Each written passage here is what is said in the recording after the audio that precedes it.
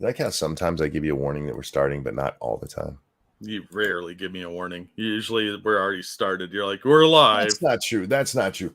Typically, I say, here we go. How dare you lie to these people? That's not the same. Good evening, ladies and gentlemen. Welcome to Monkey in the Morning. I'm your host, the Ranting Monkey. He's Jack. Say hi, Jack. Hi, everybody. How you doing tonight, my friend? I'm all right. How you doing? Hanging in there, getting ready for my vacation. By the way, guys, this will probably be my last show before I get back. We'll be back Thursday, so I'll be doing a show Friday. So probably not going to do a show tomorrow night, Jack. Hoping to get to bed at a decent time. And I will be gone for a week. Heading down to Virginia. Going down to where it's hot and humid and I can swim all day long. Going down on Virginia. Going down to Virginia. Penetrating Virginia. Got it. Gonna try to stay away from, like Fulton County and what's that other one that's there? Loudon, where they rape the kids. Yeah. I'm gonna do my best to drive around those because I'm not gonna be too far. Not gonna be too far from that area. No, but you're gonna go get all moist in the wetlands of Virginia. Actually, there's not much wetland up where we're gonna be. Yeah, you're gonna swim around in our nethers. More towards the coast. Guys, I was planning. I had plans, Jack. Like I will make some kind of content for when I'm gone. There's nothing, so just watch old shows. There's plenty of them. Do yourself. I'll probably do a couple streams. Watch Jack streams. Corey, thank you so much. Don't punch any more fish.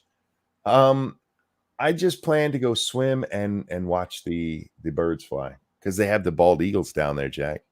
Yeah, I saw a bald eagle today. There's about 3 or 4 of them last time we were there, and every day about midday they go fishing. It's really cool to watch. Yeah, it is. Not for the fish. Well, fuck them. That's what they get for being fish.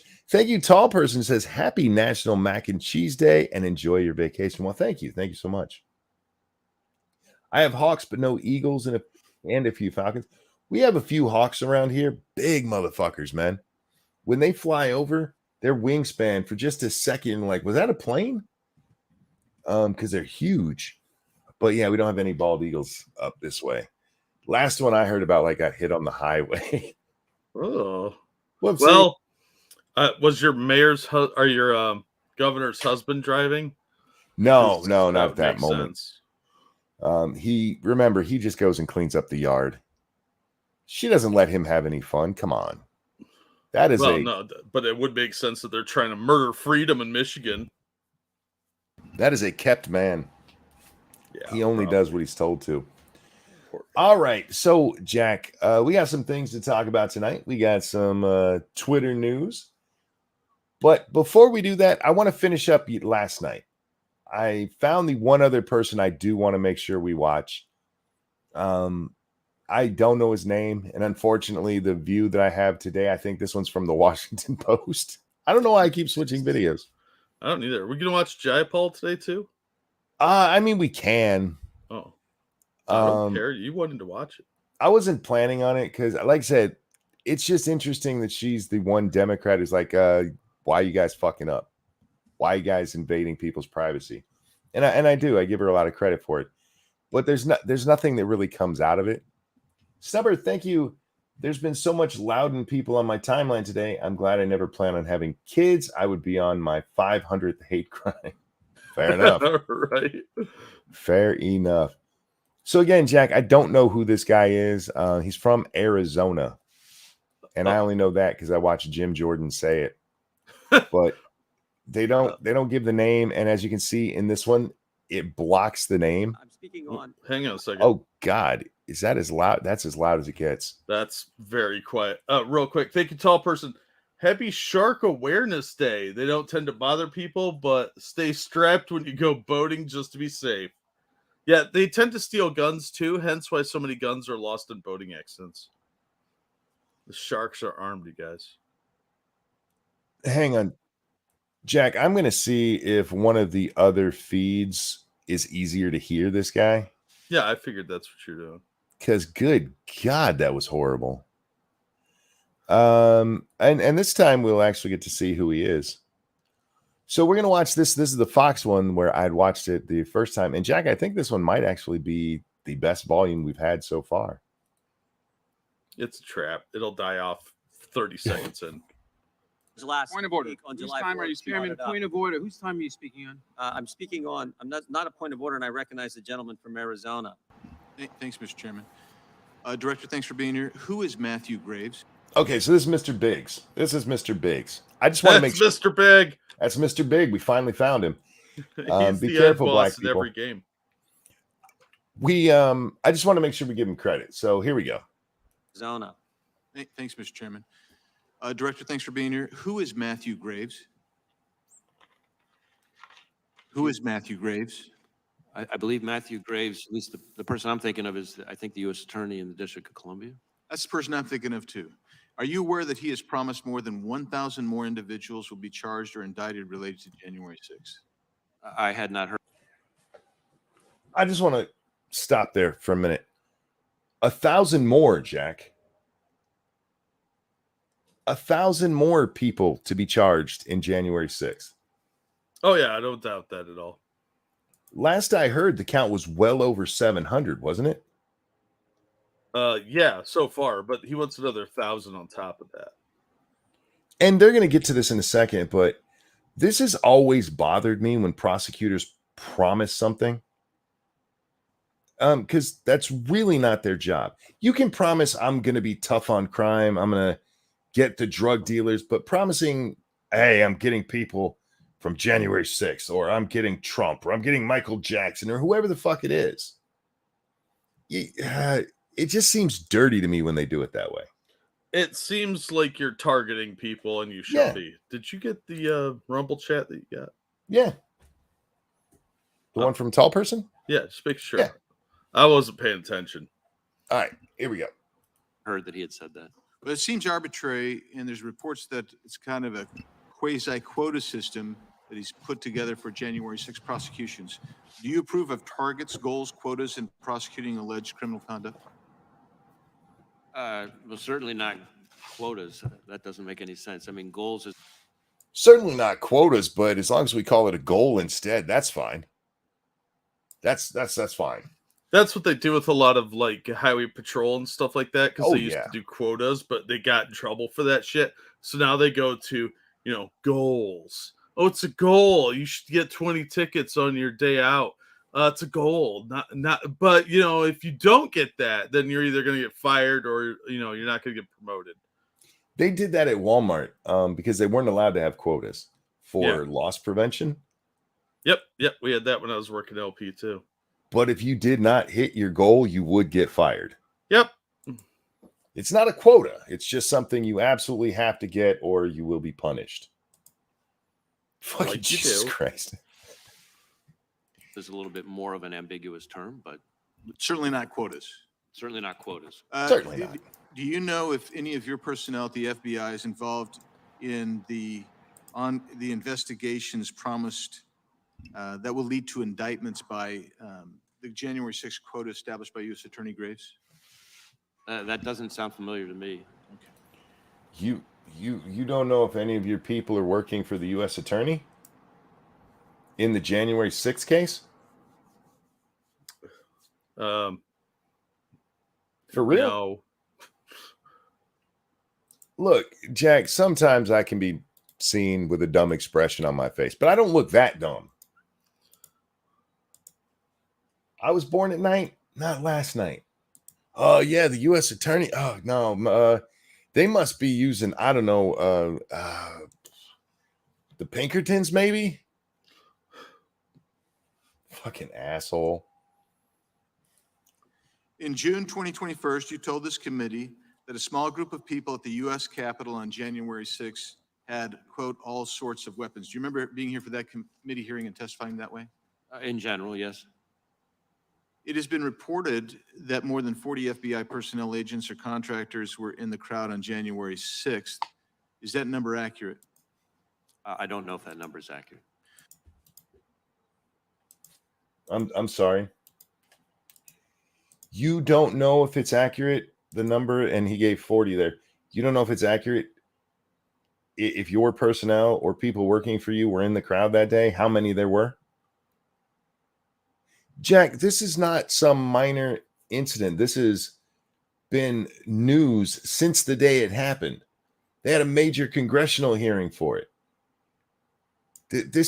They had an impeachment over it, for fuck's sake. Oh, yeah, I haven't looked into that. I mean, I should probably check sometime. Nothing to see here. Former Capitol Police Chief Stevenson reportedly has asserted that the protest crowd was filled with federal agents.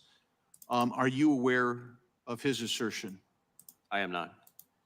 Would you agree with him that it was filled with federal agents on January 6th? I would really have to see more closely exactly what he said and get the full context to be able.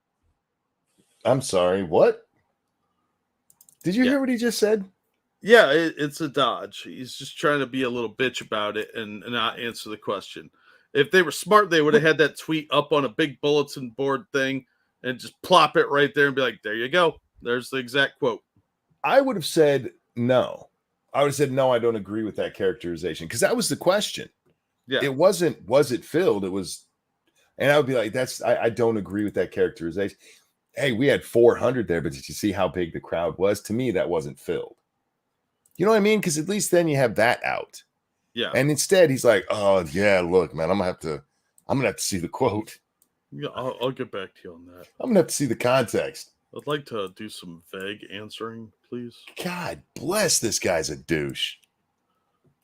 Able to evaluate it. How many agents were actually agents or human resources were present in the Capitol complex and vicinity on January 6th?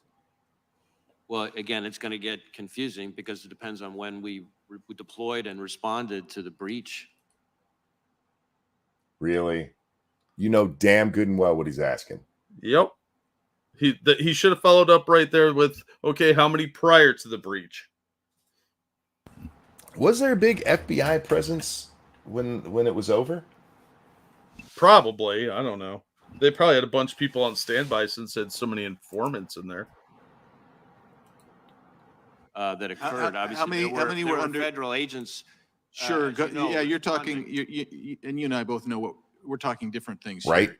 And please don't distract here, because we're focusing on those who were there in an undercover capacity on January 6th. How many were there? Again, I'm not sure that I can give you that number as I sit here. I'm not sure there were. Once again, January 6th, 2021. And you're telling me you don't know the answer to that question? Yeah, he Bullshit. specifically said undercover. So can't even give him that number? No, he not. I'm not even. I don't know, bro. Oh, it's a mystery, dude. I have so many things I have to worry about. I got to call people, and we have family day, and oh man, do you know how hard it is to keep track of a number like that? All the undercovers took their daughters with them. Again, I'm not sure that I can give you that number as I sit here. I'm not sure there were undercover agents on scene. Stop. He didn't say agents.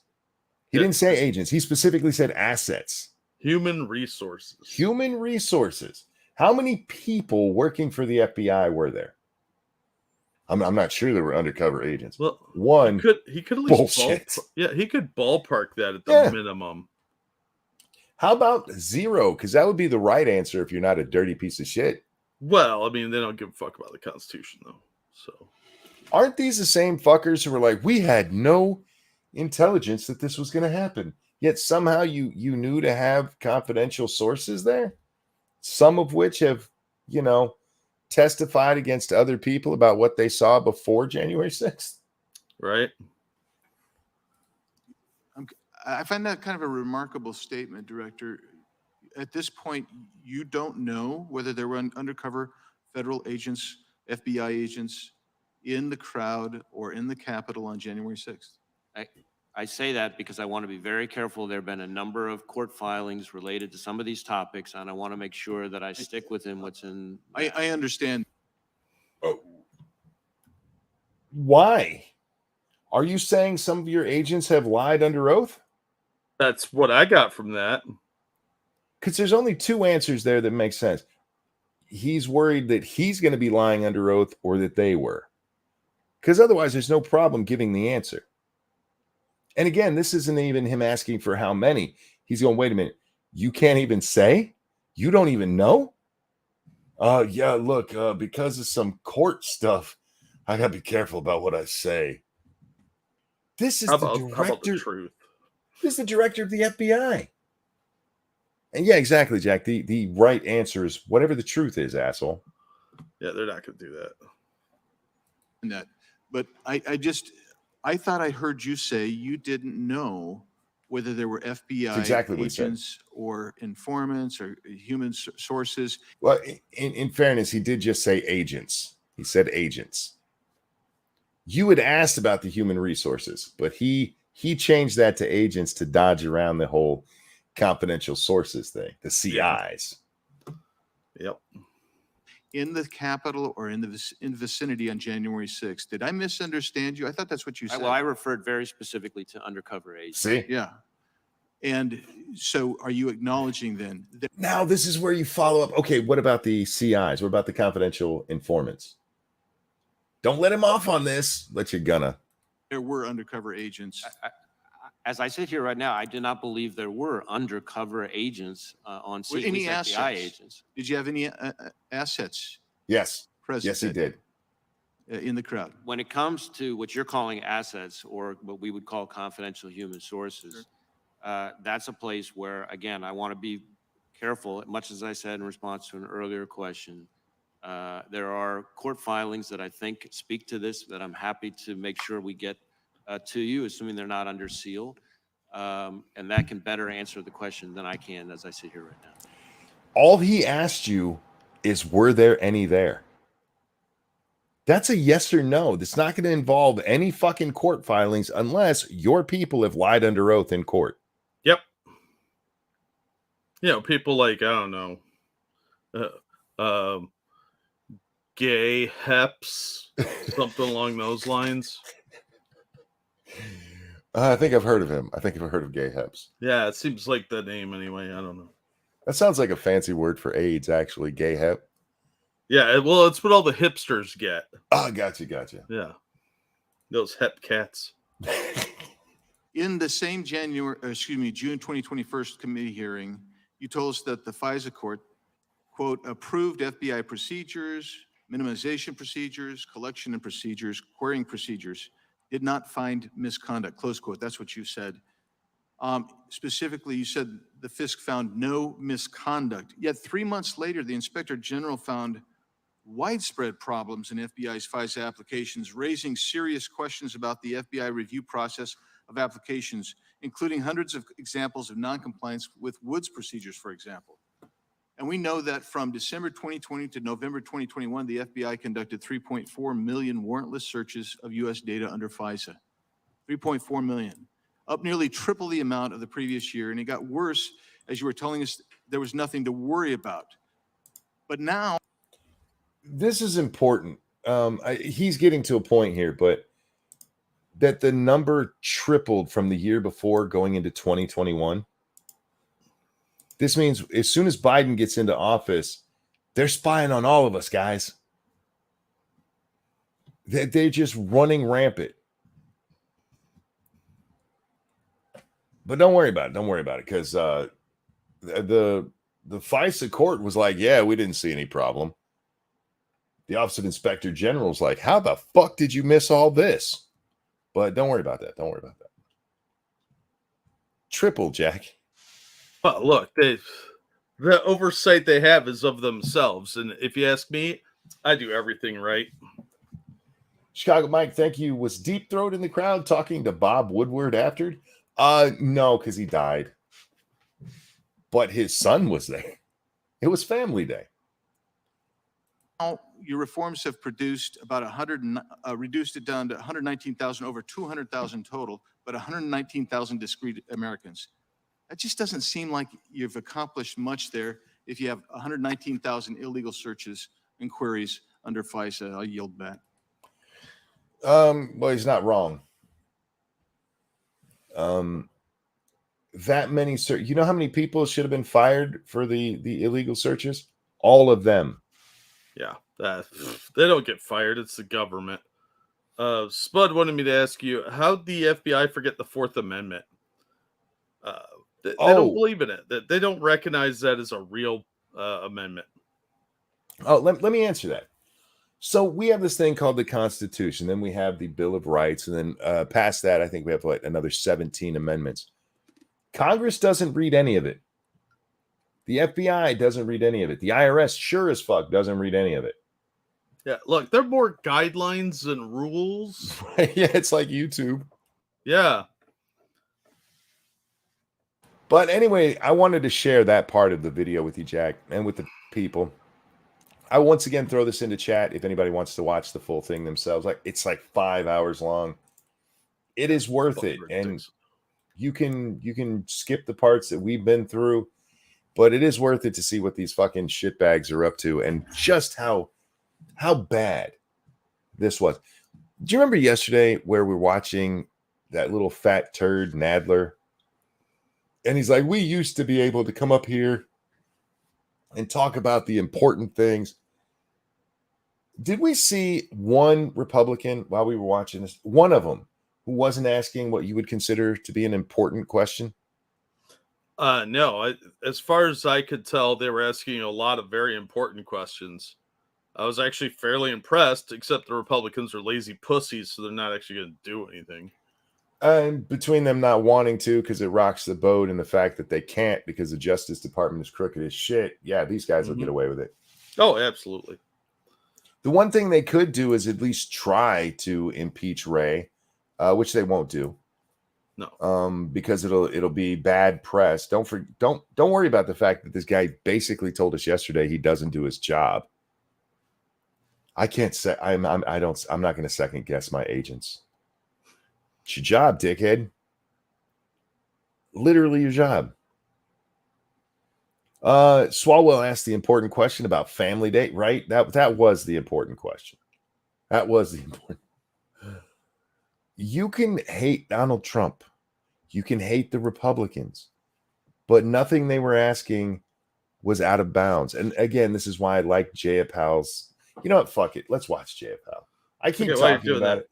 This is a good time to remind everybody that we are brought to you by you. If you're enjoying the show, please hit the like button, share it on your social media, subscribe if you haven't, or follow if you're on Rumble.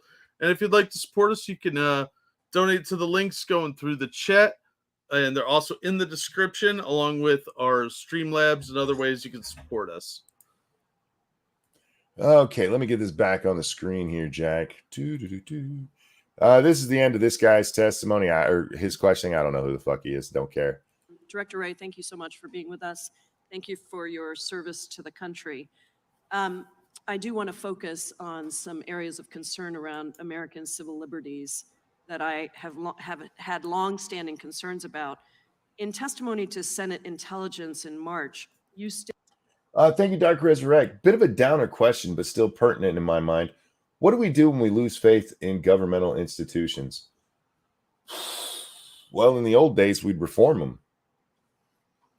Yeah, and that's seeming less likely. Look, I can't tell you to go out and water trees, but sometimes you just need your moment of zen and clarity, and you have to follow your own moral compass. Our best bet is to, believe it or not, hire people like Donald Trump, but you need more people than just him. Yeah, you really have to focus on local elections first, like your city and state government, because that actually makes a huge difference. A lot of the people you get in there will be moving up, and that also helps stop some of the more pressing issues in your local life. Because let's be honest, that affects you more is what's happening in your state and local government. I'm going to disagree with you slightly on that. Give me just a second. Chicago Mike, thank you. The IRS does know one amendment. It's the 16th amendment that formed the IRS in 1913. I guarantee you they don't actually know the amendment. No, they don't. They just know they have the power. I hear what you're saying, but they just know they have the. Now they might go, "Hey, it's an amendment," but they don't know which one. I agree with a lot of the local because it is important. It is probably going to affect your life more. But when we're coming to like the FBI here, where they're arresting people for shit they didn't do wrong, that the local prosecutor said they did nothing wrong, and they try to get this guy for pushing somebody who was harassing his kid. I mean, it's coming closer and closer to us. Yeah. The only thing we can do is push people who are actually interested in getting rid of this system. Yeah. And not the system as a whole, but the system as it exists right now, because it is absolute shit. Well, we need to go back to a much more stripped down government, more of a night watch state that the founders intended.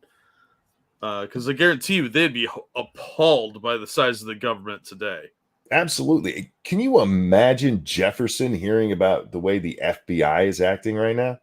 Oh, he'd just start screaming about King George and probably have an aneurysm. We could probably hook some wires up to his grave and power the entire country with the way he's spinning. Yeah. Anyway, pick a founder. They'd all be sickened by this. He was also very anti-federalist. So one of the reasons I like Jefferson so much, I disagree with him on a lot of things. I do think he was a little bit too small government. And I think the Articles of Confederation showed that. Mm-hmm. But a lot of what he said is still pertinent. I mean, the smallest possible government is the goal. Anyway, back to Miss Jayapal here. Areas of concern around American civil liberties that I have had long-standing concerns about. In testimony to Senate Intelligence in March, you stated that the FBI had previously purchased commercial database information that includes location data derived from internet advertising, but that to your knowledge, the FBI does not currently purchase data. But just last month, the ODNI declassified a report revealing that the FBI and other agencies do purchase significant amounts of commercially available information about Americans from data brokers. And the report notes that commercially available information, quote, has increasingly important risks and implications for U.S. persons' privacy and civil liberties, as commercially available information can reveal sensitive and intimate information about individuals. Already? This is why I actually started paying attention to her, because I'm like, wait, I can't be hearing her right. This sounds like she's actually asking a real question. Yeah. I mean, this is the kind of shit we've only been hearing from the Republicans. We heard about fucking Family Day before we heard this. Actually, technically, I think I took it out of order. No, because that was about an hour and 20. So, yeah. Swalwell got to speak before this. It is public information that the FBI uses Babel Street and Ventel and has a Lexus account. All of these companies provide data for purchase. Yep. Can you tell me how the FBI uses that data? Respectfully, this is a topic that gets very involved to explain. And so what I would prefer to do is have our subject matter experts come back up and brief you, and they can answer your questions in detail about it. You're too stupid to understand. Yeah, we got to get somebody to dumb it down for you. I translate what the texts say to the client. I am very important. Can you tell us how you guys are using this information? Oh man, that's complicated. That's I could, but I'm not going to. Is what he just said. The legal answer is yeah. We got that information. We realized how bad it was. We destroyed it all and we stopped doing it. That's the legal answer. That'd be another lie, but yeah, that would be the correct answer. We have some people who can make this very complicated and make you just say fuck it and walk away. We'll get them up here to talk to you. Yeah. You are the head of the FBI. You should have an answer to this question. Should, but here we are. How are you using Americans' information that you are buying? Stuff that you're not allowed to legally obtain. Yeah, he's just giving them a big middle finger and saying, fuck you, we do what we want. Yep. And shut up. Because there's a lot of confusion that can be unintentionally caused about this topic. But does the My FBI testimony, purchase data? my testimony that you referred to before remains the same, and the story about the ODNI. Wait, your testimony was that you stopped doing it, and the ODNI report comes out and says you guys still are. How can your testimony possibly remain the same? I mean, other than you having lied at one of these points. It's complicated. I got to get some other people up here to tell you about it. Remains the same, and the story about the ODNI report doesn't change that. But again, Keldrick, thank you. Man, he dodges questions like Hunter Biden dodges child support payments, right? Evil One made a good point. They're buying this with taxpayer money, so that you're paying for them to spy on you. Yeah, true story. And his answer right there, she points out that there's no way those two things can be okay together, because either you're buying it or you're not. So either the ODNI got it wrong or not. All right. and there's a lot of precision and technical dimensions to this. Well, I do appreciate that, but I'm looking at a report that is from the Office of the Director of National Intelligence I saying understand that. that the FBI purchases data. Mr. Chairman, I ask unanimous consent to enter this into the record. Do you know if the contracts with data brokers like the ones I described provide location data? My testimony about purchasing commercial database information that includes location data derived from internet advertising remains the same, which is that we currently do not do that. But the information that you have that has already been purchased, does it contain location Again, information? I'm not trying to be obtuse or difficult here. I just know from experience that the more you drill into this whole issue of commercial data, Wait for it. geolocation data, et cetera, that it gets very involved. In some cases, All she asked you was, does this contain location data? It gets really involved if I answer this question. Do you realize how many committees I'm going to have to sit through?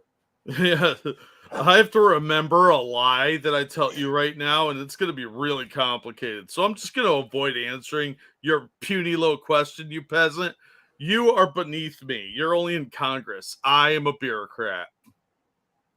cases involves pilot projects that are in the past. In some cases, it involves national Director security Ray, information, et I cetera. do And so I just understand want to that, make but sure you're- that we get you the information Okay, you need. that's great. I will take that, in a but I do different want way. to say that this is just an extremely important issue for the American people to understand how their data is being used. That is location data, that is biometric information, it's medical and mental health information, it's information related to individuals' communications, it's information about people's internet activity. And while I understand that that's complicated, that is the reason that you come before us, so that the American people can hear this. Let me ask you this, does Not from him. Yeah, he doesn't give a shit. Eagle says, I'm surprised she's pushing back. Right? Like I said, I have no respect for this woman, but I gained like a centimeter of respect for her here. Yeah, she actually did something useful. She did her job. Yeah, which we're all shocked by. Don't get me wrong. We are all Yeah. shocked that she actually asked a hard question. does the FBI have a written policy outlining how it can purchase and use commercially available information? There are a number of policies that bear on this topic. Again, that could be part of the same briefing that we're happy to provide. I don't dispute at all that this is an important topic. I'm simply saying that precisely because it's such an important topic, that I don't want to tell you the a truth. minute and 12 seconds counting down is not the No, best way for me I to understand explain that, it, but, that's all. but I'm asking whether there is a policy. It sounds like there is a policy. When was that policy? See, he can't even do that right. Is there a policy? Yeah, I mean, like, this could be covered under No. several policies. Yeah, he's just dancing around till her time's up. That's it. Yeah, What, it's what they need to be doing is getting some people with these kind of questions and have unlimited time. This 5-minute shit, they could dance around it all day. And listen, because I backed it up just a little bit. Listen to what he says here. at all that this is an important topic. I'm simply saying that precisely because it's such an important topic, that a minute and 12 seconds counting down is not the No, best way. Yeah, a minute and 12 seconds. He's watching the clock Of course hard. he is. Yeah. Because he knows he just has to give nonsense word salad till the time's up, and then everybody will move on to their personal question. And Mhm. it'll be a whole different thing. And he'll completely evade it. I to understand explain that, it, but that's all. but I'm asking whether there is a policy. It sounds like there is a policy. When was that policy last updated? That I can't, as I sit here right now, I don't have the answer for you on that. But again, there are a number of policies that are relevant to this, and so that may affect the. And you'll commit to providing those to us so that we can explore them too. I would commit to providing you a briefing that will provide hopefully very helpful information to help you understand better this whole. He I can't just even wanna- commit to handing over the policy. I just want to point out that in earlier testimony, we've heard that he's committed to stuff from 6 months and a year ago that he still hasn't gotten the committee. Yeah. Well, he didn't say when he was going to get it to him. He just said he would get it to him. We'll get it to you, I promise, one day. Yeah, someday in the nebulous future. What about a written policy governing how commercially available information can be used in criminal investigations? I think it's all wrapped up in the same answer I just gave. I mean, the reason that this is so important is because the question is whether the FBI uses that data to generate leads for investigations only or further along in the investigative process. There's public reporting on DHS contracts with the same data brokers that I mentioned earlier, totaling millions of taxpayer dollars. And as you know, in the 2018 Supreme Court decision in Carpenter versus the United States, the court held that it is a violation of the Fourth Amendment for the government to access historical location data without a warrant. Does the FBI have a written policy interpreting the Supreme Court's decision in Carpenter? If I recall correctly, there was guidance, I can't remember if it's a policy or what, that came out after. You're the FBI and you have a guidance? Not a Look, their guidance says they don't On- give a fuck about what the Supreme Court says. on using Jesus fucking Christ. The Carpenter decision. But again, I think that'll be encompassed in the briefing that we're talking Well, about. I'm going to follow up with you. I want to thank you again for your service. This is a critically important issue for the American people to understand. We have bipartisan support around FISA reauthorization and the concerns we have around FISA reauthorization. And unless we really understand what measures the FBI is taking to ensure that people's privacy is protected, I think it's going to be a very difficult reauthorization process. I'm sure you know. It shouldn't be reauthorized for specifically the reasons you were asking, sweetheart. But again, I wanted to highlight her, Jack, because seriously, she's the only Democrat I saw who did her fucking job. That's so pathetic. We saw Nadler tell us yesterday the Republicans are just going to be. This is some of the stuff that Republicans had asked about. Because, yeah, the FBI is out there buying your information from Facebook and Instagram and Twitter and all this stuff. They're buying it and using it for criminal cases, which they are legally not allowed to do. It's even been decided by the Supreme Court, Jack. You can't. If you have a lead that leads to it and you subpoena it and get a warrant for it, then fine. But that's not what they're doing. They're buying it and sifting. Yeah, but since there's no actual repercussions, they don't care. Yep. But real anyway, quick, guys, go ahead. Thank you, Keldrick. I hope this guy runs Dick Frist into a signpost as he's leaving the building. Yeah, he probably did have a raging boner. They seem to really get off on lying. Bloody hell, he should have just said we have guidelines more than actual rules. I mean, it's basically what he said. Yeah, I'm telling you, they don't give a shit about what the Supreme Court says because there's no consequence ever. Nobody ever gets fired from these massive bureaucracies that could destroy people's lives. Lois Lerner was allowed to retire with full benefits. Christopher Wray will be the same way. At worst, he'll get transferred to some other department, probably a promotion in the DOJ, and he'll comfortably sit out his time. Tony says, isn't she part of the squad? I think she's like ancillary to the squad. You've never heard me talk positive about her before. Not on this show. Because every time we talk about her, it's her saying something excessively stupid. Usually race baiting. Oh yeah, absolutely. But in this case, she was right. She did a good job, and I'll give her credit for it. Because like I said, it took me out. I told you I was watching this as I was playing D4 yesterday, and I actually had to stop and pay attention to my screen because I could not believe she was actually challenging him. But good on her for doing so. All right, Jack, let's talk about the main story of the evening, shall we? If you're on Twitter, and if you pay the $8 a month, and if you sign up for their ad program, and if you get at least 5 million people impressions, I guess is what it is, over 3 months or a month, I forget the exact thing, you can now earn money on Twitter. Which is Yay. why everybody needs to follow us on Twitter. Yeah, you're not wrong. Lots of people decided today to come out and share how much money they made, which I didn't even think about it because I wasn't paying that much attention to it. I was like, oh, cool. People are making money. Good for them. But then it was pointed out, not only were people talking about it, Jack, the Krasensteins had a Twitter space where everybody went on to tell how much money they were making. Oh, just to rub it in our faces, huh? And it was Jeremy Hambley, the quartering, who I saw people were arguing with him because he just said, it seems kind of weird how coordinated this was where everybody's telling their thing, how much money they made. And I thought about it, like, he's not wrong. Other than in marketing things where it's like, I use this coupon thing and I make $1,200 a month. Yeah. I can't remember any creators going out there and telling exactly how much they made. And in this case, it started off with Miss Ashley St. Clair. Ashley. Who I'm gonna be honest with you, I don't follow her anymore. Oh, and yeah. I haven't for a while because she's annoying. Well, the judge said I had to stop, so that's fair. She's cute, but she's annoying. And she's now a woman. She's like a Tim Pool flavor of the month girl. So yeah, she's probably seen what's underneath the helmet. That's neither here nor there.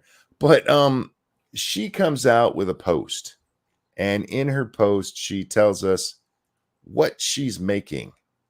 And I just want to pay attention to minutes after Twitter announced ad revenue payout, I received this saying I'll be paid $7,158. For reference, I had 328 million tweet impressions in the last 28 days. This actually goes over the last 3 months. So she says in a follow-up tweet that she had 825 million, I think it is, total in that time. Wow. So if you do the math, it comes out to 0.00002 cents per impression, I think it was. That's still free money. Yeah, it is free money. She said, these are awesome payout numbers, and I encourage every single creator to share their content here. And then she goes on to say, this is insanely good for Twitter. I haven't even seen ad share numbers this good on any platform in a very long time. And there becomes this narrative around this, Jack, that everybody was doing it for transparency. It's for transparency. Transparency sounds more like a promotional thing. Right? This looks like an advertising campaign, which absolutely. I don't have a problem if it is. I would be willing to bet that part of the acceptance into the program was that they had to do one of these. At least once. I maybe, but I do find it weird, and I've mentioned this on the show. You guys have heard me do it. That suddenly, out of nowhere, Elon Musk has started signal boosting the Krasensteins, who both got just about $25,000. That must be nice. Maybe they could pay some restitution. And I haven't gone through it, but I would be curious to see how many of the people who came out and announced how much they were made have recently been responded to or retweeted by Elon Musk. Probably most of them, because most of the people I saw doing this that weren't fucking around joking were people that I know he's interacted with. Yep. One of the other ones being Ian Miles Chong. So let's see, Elon, of your 4 main ones that I saw today, Ian, Ashley, Ed, and Brian, 3 of them are basically criminals. And one is a hot chick with big knockers. Yeah. Eh. Oh, Tony said, oh God, Brooklyn Dad's going to make bank. I don't think that dude's smart enough to pay for Twitter. Probably. No, there's a whole bunch of people who... Did you see what Taylor Lorenz did? Yes. Oh, I was going to bring that up. Oh my God, the fucking dumb bitch. Do you have the tweet? We have 2 great ones from her. We have her response to this where she wrote an article Yeah. for the Washington Post about it. And did you see her talking to Libs? Yeah. I retweeted that. That was so fucking funny. I did too, because yeah, that was funny as shit. So let's go to the Washington Post article first. This is Taylor Lorenz's take on who's getting paid. Now, I want to remind you of the people that I said. Ed and Brian Krasenstein, Ashley St. Clair, and Ian Miles Chong. Far-right Twitter influencers first on Elon Musk's monetization scheme. Ed and Brian Krasenstein. Yeah. Far-right Twitter influencers. The platform is paying high-profile creators, including Andrew Tate, thousands of dollars for posting to the app. So? I wonder how all of those journalists, and I said this before I ever saw this, I wonder how many of these people are pissed off that if they just paid $8, they'd be getting paid right now. Because Taylor had a big following. Whether we like her or not, she got a lot of impressions. Oh, a lot of lefties still Yeah. were like that, but they don't pay for it because they're stupid. And they could have got in on the ground floor of this, where the pay rates are probably the best they're ever going to be. Ed and Brian Krasenstein paid between them $48 to make almost 50 grand. That's a pretty good return on investment. Oh, I would say so. Ashley there, she paid, that's $24 for $7,000 return. Again, not bad. Yeah, I would be happy with that. Before we get too far away from it, I am really weirded out by people who are angry at those of us who are just pointing out, come on, guys, this is obviously an advertising campaign. Yeah, it's a really good advertising campaign. Yeah, it's showing people, hey, come to Twitter, you can get paid. Yeah, if I had the money, I'd sign up for Twitter Blue. Can't justify that expense right now, but you know, when I can, I'll sign up for it, get the check mark. I don't care, because at some point, maybe we'll get big enough to do the same thing. Does your cousin make anything, Monk? No, neither me nor my cousin are signed up for the advertising. I'm the closest when it comes to impressions. Last month, Jack, I had 780,000 impressions. That's pretty good considering, you know, your numbers. Yeah, I mean, with only 6,000 followers, we're getting close to 7. We'll get there soon. How do you find out how many? Go to your where it says more, underneath where it says profile. No, I don't have that option because I'm not a blue check mark. What do you mean you don't have that option? It just says edit profile. Wait. Oh, okay. I see it. I'm looking at the wrong thing. I'm dumb. Over here on the right. Yeah, or on yeah. the left. Whoops. The other right. Yeah, and go Creator to Studio and then Analytics. Studio. Oh, I've never looked at anything under that ever. Oh, I should turn analytics on. Mine has jumped up. I'm at 808,000 now in the last 28 days. Let's see. Your tweets earned 65.4 thousand impressions over this 28-day period. Oh, I should share this so you guys can see it. There's nothing here you guys can't see. But there it is. Yeah. It's 700 tweets, 800,000. I get that's about 1,000 impressions per tweet. Oh, that's really good. Yeah. I'm not ashamed of it. But anyway, let's get back to Taylor because, oh, dear God, Taylor Lorenz, you spicy little bitch. You spicy little bitch. So she's mad that the far right is making all this money off of Elon. look, I hope these people are getting paid. I hope it stays this way. I hope people, even if it's cut in half, I hope these people get paid. I'm all for people making money. Krasenstein's, for the first time in their life, making money without stealing it from people. That's wonderful. That's a good thing. But this notion, you had to know this is where Taylor was going with it. She's been so spicy. I don't know if you've seen it, Jack. She's on a crusade. Her, Ben Collins, the whole group we used to talk about, they are still very angry. And every chance they get, they are out there trying to tear down Elon and look how right-wing he is. And because he got rid of a bunch of dead weight at Twitter and said people can be a little more open with their speech. That's what they hate. Yeah, they hate free speech. They want to be the ones to craft the narrative, as it were. But I do love that, including Andrew Tate. Of all of the people she could have pointed out that were getting paid, had to be Andrew Tate. Andrew Tate's not even far right wing. He's, even if you take him at his word, Jack, he's a douchey men's rights activist. And I know people get mad when I call him that, but would you prefer me to call him an incel or a MGTOW? I mean, he's really not any of those. Well, look, if you're mad that Monkey said that, you should give us money to tell us how you feel. Mm-hmm. They call Elon a fascist. They absolutely do. You know, for allowing you to talk. Yeah, Eagle says, I don't get mad. I agree with you. I don't know a better way to describe it. He's a pickup artist. He is in part, but that's not all he does. Yeah. He also advocates for men. He tries in his own way to make men better. I would call him a men's rights guru. Because That- he okay. has this, like that thing with the Matrix that he's always, because he's got a narrative, like like Sure. the guy that used to push the secret thing, that sort of thing. It's almost like this, I'm a wise man, come listen to me preach kind of thing. It's not a religious thing, but he's like, claims to be like a guru. So Yeah. I would call him a guru. That's fair enough. That's fair enough. And look, we're not getting into what he's been criminally charged with or any of that stuff, just as a description, as a descriptor.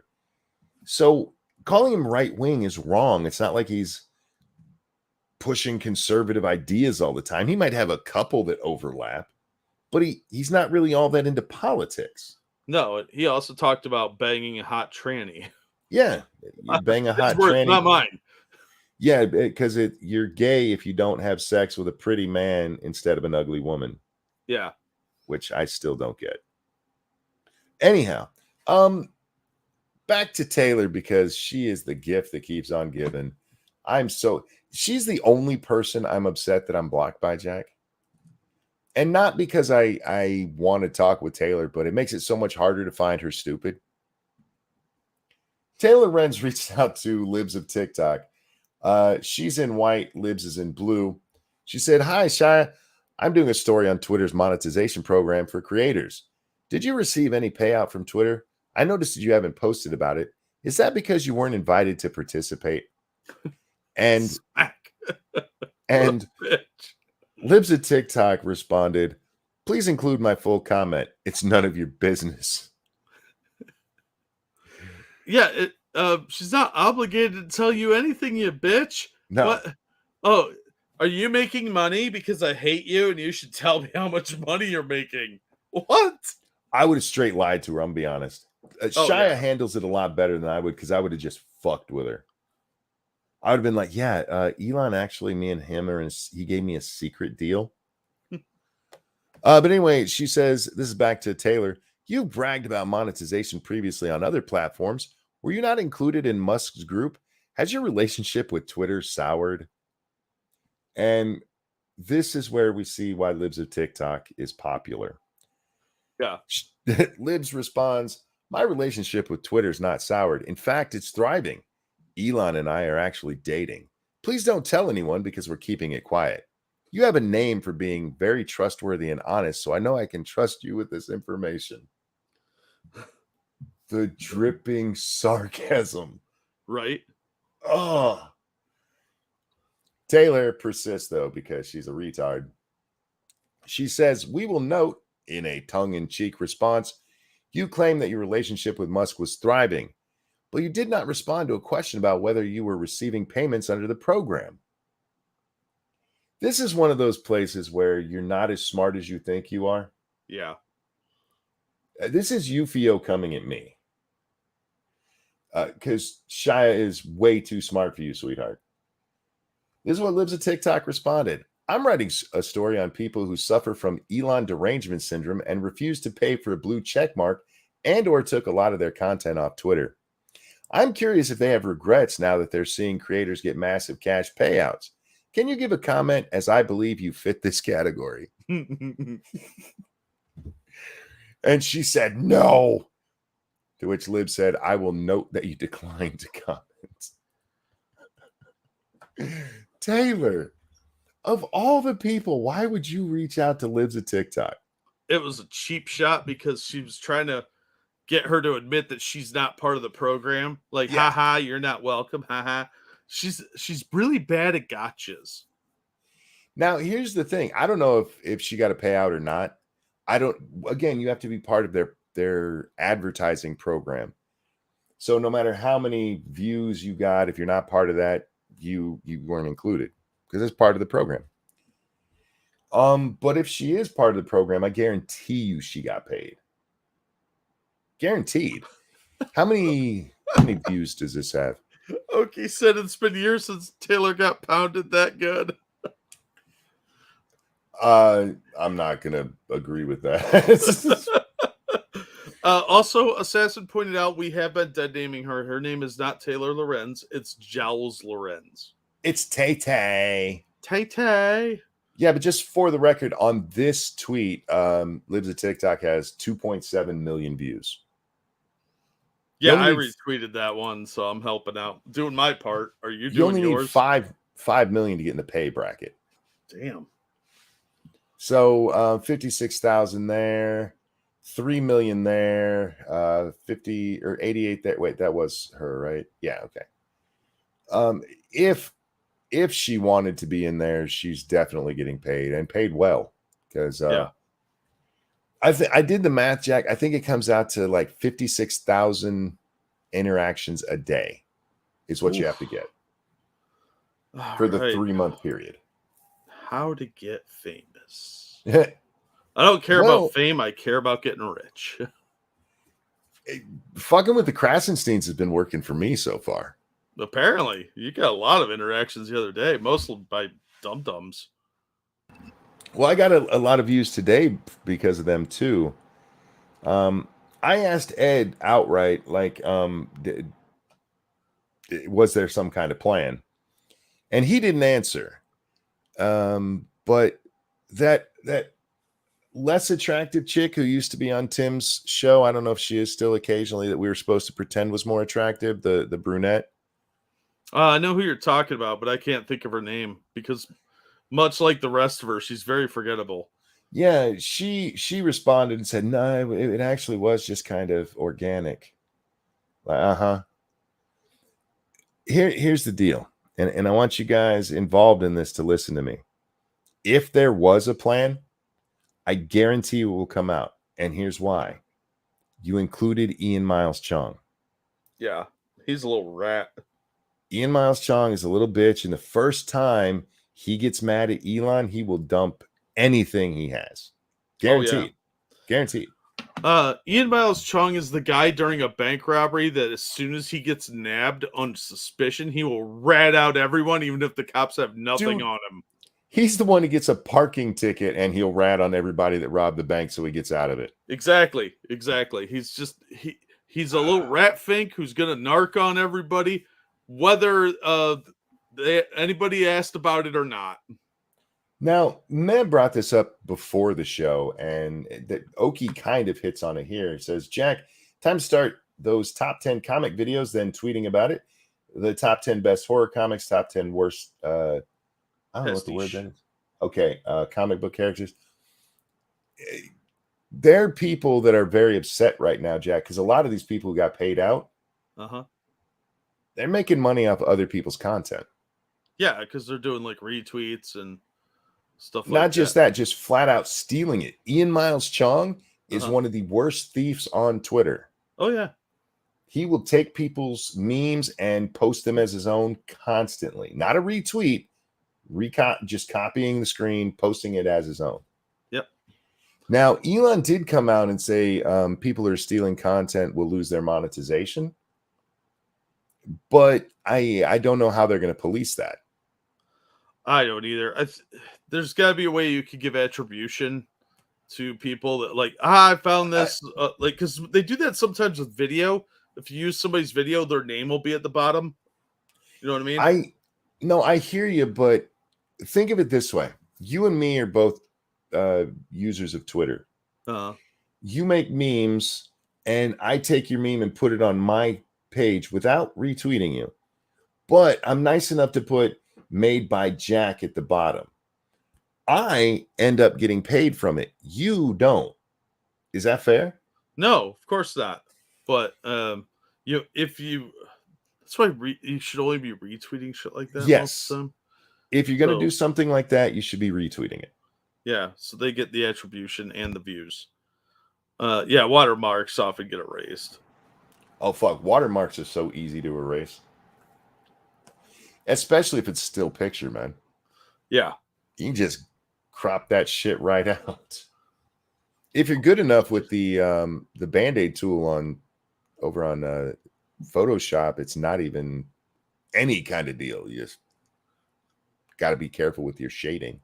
Yeah. If you don't know how to use the Band-Aid tool, don't. It'll just piss you off. Anyhow, yeah, so now they're paying, and I do think it's a good idea. I think it's great marketing. I just wish they'd be honest that it was marketing. Yeah, that's not going to happen. Because I asked Ashley, I asked Brian Krasenstein, I asked all hey, if you guys are so interested, I asked Still Gray, Mr. Ian Miles Chong, you guys are so interested in all this being transparent, give me all your other sources of income. None of them have answered yet. They're not going to either. It is just weird for creators, anybody, to be coming out and telling you how much they made. So, I just don't like dishonesty. Just be honest about it. It's a marketing campaign. Nothing wrong with that. Anyhow, moving along, because I talked about that one for a lot longer than I meant to. Although I will say it was funny seeing all these people mad at Jeremy for just pointing out that it's a marketing campaign. Yeah. When they go after him all the time for marketing himself and marketing his coffee. Yeah. And I said this on Twitter. It's the first time Jeremy has ever responded to me ever. Like, people go after him constantly about that. And now they're acting like marketing isn't a thing. Like it's a concept they just found out about. Stop it. Yeah, because usually Jeremy is not happy that I've answered him. Oh, did this person unblock me? Oh, they did. That's a first. Holy shit. I don't know how to deal with this. Panic? Yeah, that's kind of how it's going. All right, this is a story in 4 parts. Texas Supreme Court to hear challenge from state judge on whether new U.S. Supreme Court precedent on religious freedom means she has the right to deny same-sex marriage licenses. No, it doesn't. To which this person said, Obergefell, I'm just going to start saying Smith because they need to change their name. Your last name sucks. I hope you took the other person's name when you got married. Right. Obergefell is going to get overturned and make the rest of the decade a blue wave. No, it's not. And I responded, this is nonsensical. And I'll explain. In the Roe decision, right? We had Justice Thomas talk about substantive due process. That is the whole reason Roe gets overturned. This person said to me, you said that about Roe. No, I didn't. Never said that about Roe. I said Roe needed to be overturned. I said it was a horrible law and that I hoped it would be, and any judge who was actually paying attention would overturn it. When it comes to gay marriage, though, that is covered under the 14th Amendment. It just is. And if you want me to, it is the Equal Protection Clause at the very end of it. It's telling you that states cannot deny you rights. That means if a man can marry a woman can marry a woman. Otherwise, you would be denying them rights that other people have. It's literally that simple. And when Justice Thomas wrote his concurrence with the Dobbs decision, and he brings up Obergefell and interracial marriage and all of these other things, they're like, oh, see, he wants to get rid of these. Except that's not what he said. Because he said getting rid of the substantive due process, which, by the way, is completely made up. It's not an American law. Until they wrote it in for abortion, they wrote it into the what, I forget the case where interracial marriage. However, he said it's very likely that these will still stand up under other scrutiny. He just wants to get rid of the substantive due process part of them because it was bullshit to decide him on that. Yeah. Now, when it comes to the case the other day, and I really should learn the name of that one, with the religious freedom, the, what is it, 303 Creations, I think is the case. 303 Creations, what they decided is that you could not force this person to use their creative mind to make something that they were religiously opposed to. When you are working for the government, say, I don't know, giving out marriage licenses, that is not your creative freedom. Yeah, it's a marriage license. Yeah. So no, you're not going to be able to, and it's not going to be decided under that case. It's also going to be decided under that one. Where was that chick at? Was it Delaware, Texas? The one who held out for so long? Kentucky. Was it Kentucky? Thank you. Sure. That case has already been decided. Yeah. She's just not doing her job. I mean, that's just fire her. I don't know why they didn't fire her ass. You're not doing your job. You don't have to like it. Do your job or quit. Yep. And you don't get a religious exemption to that. The closest you could get for a religious exemption to that would be somebody else there has to come up and give that license because you're apparently going to go to hell if you do. Anyhow, the Loving case. Thank you, Spudgun. Loving was the interracial marriage case, which again does touch on substantive due process, but again, the 14th Amendment kicks in. God, I hate these stupid people who are just trying to scare everyone. Well, that's how they get money, realistically. Oh, you should be afraid, you know. You should be afraid. Buy my book. But not for that, Jack. That's not why you should be afraid. You know why you should be afraid? Because they're coming for our children. The White House released this today, ordering the selected reserve and certain members of the individual ready reserve of the armed forces to active duty. I tweeted about this earlier. It's not good. No, especially if you read the finer points. By the authority vested in me as President of the Constitution and the laws of the United States of America, including sections 121 and 12304 of Title 10 United States Code, I hereby determine that it is necessary to augment the active armed forces of the United States for the effective conduct of Operation Atlantic Resolve. We'll get to that in a minute. In and around the United States European Command areas of responsibility. In furtherance of this operation under the stated authority, I hereby authorize the Secretary of Defense and the Secretary of Homeland Security, who should not be involved in this at all. Yeah. The Secretary of Homeland Security should not be involved in calling up troops. No. Secretary of Defense, all right, but it's still the president's call. Anyway, with respect to the Coast Guard, when it's not operating as a service in the Navy, under their respective jurisdictions, to order to active duty any units and any individual members not assigned to a unit organized to serve as a unit of the selective reserve or any member in the individual. It goes on to say 3,000 people. It's on the screen. Read it yourself if you want to. It's all political jargon. This is what it means. They're going to be able to call up 3,000 reservists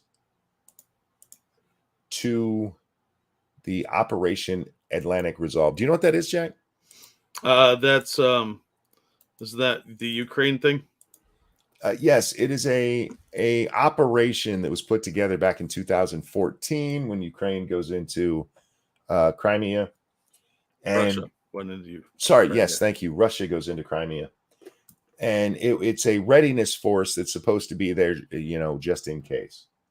So we're calling up 3,000 reservists to go hang out there in case shit starts popping off between Russia and Ukraine that we need to get involved in. Yep. This is a preemptive call to arms because we're probably going to put more boots on the ground in Ukraine. Now, active duty for what for? That's a good question. That's a good question because it's not our war. There's no reason for us to be involved. There's no reason for us to be calling up fucking reservists for this. No. How much you want to bet that a lot of the people they're going to call up are like Navy SEALs, special forces guys? Those guys typically aren't in the reserves. Typically aren't, but maybe. Oh, well, we're going to shift you over to reserves for now. Oh, wait, we're calling you up right now. I mean, what they would do paperwork shuffle. In that case, what they would do is just move them over without telling anybody because president doesn't have to tell us. This is having to call up the reserve, which typically when we call up the reserve, it's because we're undermanned. We are undermanned, technically. For whatever the operation is. Yeah. We just ended 2 wars. We shouldn't be undermanned. If anything, we should be overmanned right now. Yeah, but they kicked a bunch of people out during the coup, remember? They also have they're having problems with their recruiting because their recruiting sucks. Well, who wants to join the Bud Light of armies? Now, I have no idea why they're doing this. I can only speculate, guys. But it is interesting that they're doing it because there doesn't really seem to be a reason for it. There doesn't, but it's very coincidental that Zelensky was just begging Biden for more money and troops. Inactive ready reserve are people who have separated from the service but still have time on their obligation. It is a callback to duty. This is individual ready reserve and the selective reserve. And the selective reserve is just younger people in the reserve, from the way I understand it. I don't know. Whatever they're pulling in 3,000 of our kids so that they could do what? Get us involved in a war with Russia? Yeah. If there's a reason they're doing this, and the fact they're not telling us what it is actually makes me worried more. Well, they did, Jack. It's for Operation, what was it? Atlantic Resolve. It's so we can be resolved more. We can be more What's the resolved. result? To give more of our equipment away to people that don't deserve it and won't appreciate it? And now we're going to send 3,000 boys to die? We just had Biden tell us the other day that we were giving cluster bombs to the clusterfuck over there named Zelensky because we don't have enough 155 of our own. Yeah. But what we need is more troops. Well, yeah. It worked for the Russians in World War II. Just run forward and grab a gun. Yeah. What, you're not giving us guns? I said run forward and grab a gun. Pick up what you can. That's what you get. That's what you get. I hope this doesn't mean anything. I really do. But it's just weird that this and out of nowhere. Yeah, it's very suspicious. I'm going to do my best not to sleep this next week, Jack. I don't want World War III to kick off while I'm on vacation. Yeah, you're not allowed to have 8 hours of sleep. No, got to be careful. So, that happened. What else do we have? Don't care. Yeah, I was really pissed when I saw that because I was like, "Are you fucking serious? He is trying to start a war, or somebody in his cabinet is." All right, Jack. I think it's time for your video. Oh, yay! A little levity in here. We'll probably get in trouble for playing this. I don't really give much of a damn. I don't think there's music, but somebody probably owns the video that'll claim it. They can claim it as long as they don't, copyright strike. I'm not going to tell you guys what this is, other than to tell you it's the Paralympics, which is the retard Olympics for people who are just handicapped. Yeah. And I'm guessing several of these people are blind. Yeah, that's why they have the guys in the yellow there to guide them. Which is funny. I guess we'll get to that in a second, but we're not going to watch the whole thing. I will point out that the guys who are running beside these girls have no problem. These girls are running their hearts out. The guys beside them got no issue. Yeah. But there's no difference between men and women. No. All right. So we need to introduce you guys to the contestants. In lane 1, through as a fastest loser, Alejandro Perez Lopez. Her twin sister Linda won gold in the Paralympic Games in 2020. She's a bronze medalist for 2020 herself in this event. Amara Duran never lost the final, 30 Paralympic World Championship and Parapan American Games golds. Triple Paralympic champion. She's a 4-time world champion. Good for her. So these athletes. I was waiting for it, Jack. Because you had told me I read the tweet when you sent this to me. Yeah. And so I'm like, which one of those is trans? And then this popped up like, oh, there it is. It's like an old SNL sketch, a funny one. Yeah. Like, wait, what? Is this real? He needs to learn to tuck. I guess. You can't tuck in that. What are you talking about? For the record, that's Jimmy Seville. It does look like him. This person comes in third, and they're clearly out of shape. Yeah. And they come in third. Don't worry, no difference between men and women. Well, there's a slight advantage in that the first two people we saw are technically blind. First two are blind, although the blind one, the one we saw right before this, wins by quite a bit. She's fast as shit. Yeah. Especially for a blind person. I mean, what's the benefit of a blind person being able to run fast? I'm not allowed to say comedy value. Not allowed to say comedy value. I feel like that would actually be detrimental to being blind. Yeah, I mean, well, it's detrimental to safety, but I don't know. Some people just like running, and they're like, well, we'll send Stevie here with you, and he'll wear a yellow shirt and be like, all right, turn. Raman asked, blind track and field. Yeah, the guy next to this guy in yellow over here, he has a bracelet on that she has on too, and he is her guide. So they run together, and that keeps her on the track. It's really cool to watch, actually, until you see this fucking dude. If I heard correctly, 49 years old. 49 years old, and I guess their disability is having a penis as a woman. And that face. Jeez. I laughed so hard when because I was, Jack. I'm like, okay, which one of those is trans? I'm not seeing it. And then they back the camera up to this. I feel like what should happen is somebody should take this, get rid of the actual commentary, and let it do that slow pullback, and have music slowly building up, and when it hits this, hit the crescendo. I was thinking of the Jaws theme, but yeah. I mean, the Jaws theme would work too. There's so many you could do with this. Oh, absolutely. Do a little Chariots of Fire. Dude looks like a lady. Dude looks like a lady would be good. Yeah. I mean, god damn. You ain't even trying. Look, sometimes trying is a lot of work. Apparently, so are sit-ups for him, but I'm not one to talk. I'm a fat dude, so. By the way, that is 4 minutes. The whole race is there. I'm going to throw it into chat if you guys would like to take a look at it. But goddamn, man, I was not ready for that.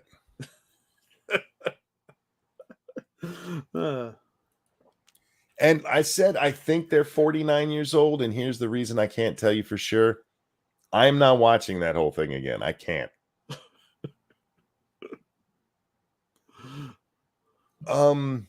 Excuse me.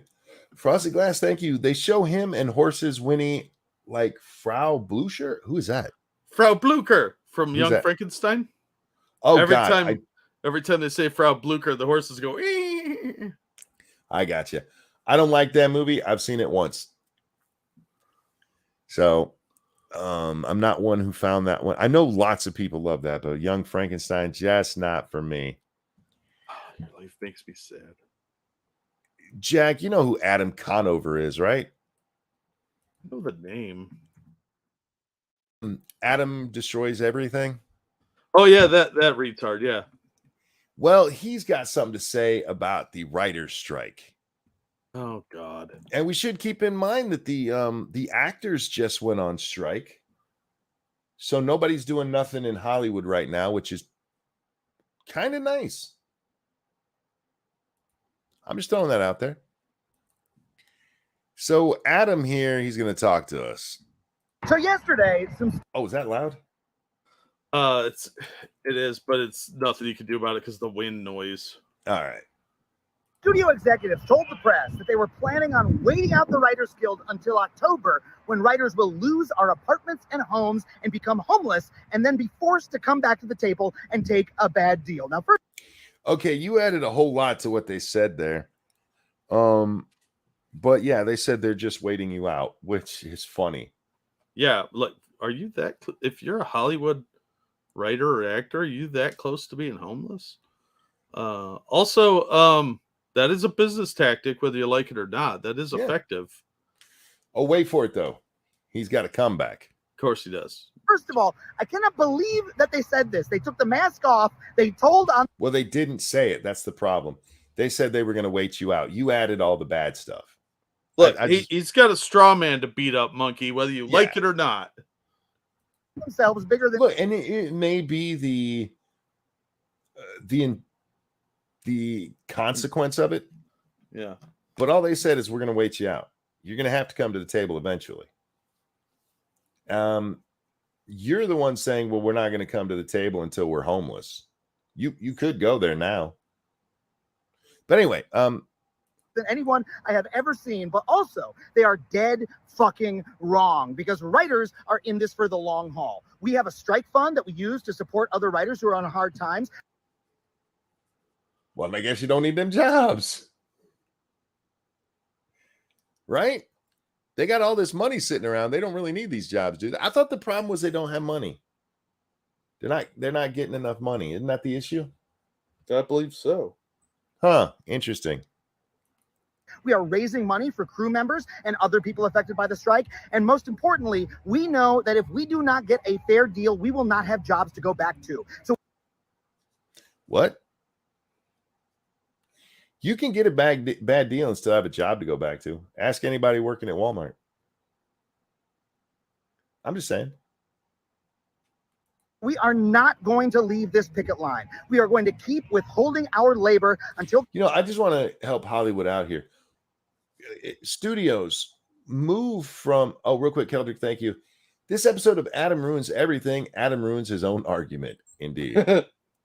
But studio executives move to someplace like North Dakota, because there ain't no damn way they're going to keep picketing in like November in North Dakota. Yeah, you'll have like 6 months of peace and quiet. Yeah. The companies come back to the table and make a fair deal, and they're going to do that. You know why? Because they need us. Every They really don't. dollar they make begins with us, so they are not starving us out. We are starving them out. And until they come back to the table, there will be no writing. Which one of you guys is still making money while this writer strike's going on? I'm fairly certain it's the studios. They can just re-release shit. But here's the problem with what he said there, Jack, and what really annoyed me about this. Part of the writer's strike is that they want guarantees that AI won't be used for writing for television and movies. So guarantees in life. If your job can be done by AI, how are you important? Well, they're not important for multiple reasons. Look, I understand they're worried about AI and chat GPT type stuff. Fine, I get that. But going out and crying about it like this is counterproductive. Because first of all, most of what Hollywood produces is dog shit. Yeah. If they were smart, they'd go to like Georgia and set up shop and hire a bunch of non-union people. And then if you give them any guff, they just fire your ass. As it is, the unions are obviously supporting lowest common denominators, like Adam here. Well, this is why I say if your job can be done for you, if you're a writer and your job can be done for you by Chat GPT, who needs you? Yeah. So many of these people are bad at their jobs to begin with, and the only reason they have jobs is because of the union. Like And every that's- union place I've ever worked. Look, Hollywood is feeling the pinch. I mean, whether you like it or not, Jack, we've seen all this woke shit. They've got to get away from that to make money. They're starting to hemorrhage. And you guys go, hey, we need extra money. You got to make sure you have the X number of writers and no Chat GPT and we need union wage. That's not going to solve their problems when you're writing shitty stuff. You got to give them something that they actually need, and they don't need you. Yeah, look at how much money Disney's lost. They can't afford to keep paying for shit. They will, but they can't really afford to. Yeah, a lot of places are numbers are down across the board in entertainment because nobody wants to buy what they're selling. So go ahead. No, I think these people are really pushing their luck with this, and they're going to get fired, and there's going to be a bunch of non-union projects. I would do what I saw somebody say this in one of the comments. I would do what they did with The Next Generation. Star Trek The Next Generation opened up submissions. Hey, you think you can write an episode for us? Send it to us. Yeah. And they actually picked up one or two writers that way who went on to write for them, I believe, throughout the time on the show. So there's other ways, and a lot of people get boxed out of Hollywood just because they don't know the right people. They don't have the right agent, and they're very good at what they do. But you'll never know of them because the reasons I just mentioned. Meanwhile, these shitbags who are in Hollywood are turning out dog shit. Yeah, and they can't get fired because they have unions to back them up, and they have connections. And this good old boy bullshit is part of the problem, and so are the unions. And the unions have a lot of sway because they all work together. Screen Actors Guild, the Writers Union, and like the production team people. I forget what their union's called off the top of my head. What the hell was that? What? Something that popped up on my screen when I was getting our next story ready. Oh. All right, ladies and gentlemen, those of you who follow me on Twitter, you've been waiting for this one. I don't know if we'll get in trouble for this or not, Jack. I reached out to Twitter on Twitter, and YouTube did not answer me, so we're going to try it anyway. It's educational. Women are refusing to shave their bikini areas in latest summer trend. That's right, ladies and gentlemen. Women are letting it all hang out outside their bikini bottoms. Women aren't just burning bras. In 2023, they're breaking up with their waxers and throwing out their razors. A trend has emerged online of women rallying against the idea that they should have to hide their pubic hair at the beach or at all. It's long since been the social norm that women are expected to conceal their pubic hair at all costs. You know, I'm sorry, real quick, I just got to stop. It's not just women. It's just that the clothing you wear to like the beach makes it a lot easier to see your bush if it's out of control. Yeah, no one wants to look at the wilds of your forest, crotch hair. Your lady garden should be trimmed and groomed, not looking like you just left it in Narnia. Boys and men aren't allowed to just run around with their pubes hanging out.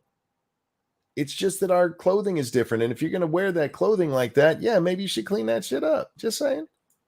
Or Yeah. don't. I'm not opposed to it, Jack, to be honest. If you want to run around like that, I think it makes you look trashy. But hell, I don't give a shit. Well, I'll just think, hey, you're lazy, you don't do hygienic maintenance, and you probably smell. So, look, when I saw Demi Moore naked, I was like, oh my God, there is a literal beaver over her muff. She has the giantest, the biggest James and the Giant Peach type of pubic hair. I was like, what am I? Is there a yarn ball sitting there? Because it was just horrendous. Like, I've seen fur coats with less. And yeah, look, if you want to give me a heads up that you're all, like hairy down there, like you've been hanging around the Saudis or something, yeah, I'm fine. Do that. You do you, but don't expect anybody not to notice, because they will, and they'll laugh at you. Also, real quick, thank you, Keldrick. Breaking news: a brand new trend has arisen that happens every year, again and again. Yeah, this is more like Well, don't shave your underarm hair nonsense. Well, this is one of the weird things because it's the opposite of don't shave your underarm, because the chicks who let their underarm hair grow nasty have shaved bushes, where these people let their bush grow nasty and have shaved underarms. I don't know. Now, if the two shall meet, that is how Bigfoot is spawned. No pubic hair on women has become so normal that it's extremely rare to see female pubic hair in mainstream pop culture. When was it ever normal to see female pubic hair in mainstream pop culture? Anyone? 70s? Not even then, I wouldn't say. Well, not in like normal society. It was like mainstream pop culture is the wording they use. Yeah, mainstream. No, it's not happening. Never. You'd struggle to find a famous sex scene where a woman's pubic hair has been featured. Ever. That's what you should have ended there. Ever. Because unless you're talking about porn, ever. The elimination. Good. Eagle said the 70s was a bush fest. The elimination of female pubic hair in mainstream culture has also led to common misconceptions like, for instance, that pubic hair is somehow dirtier. Not true.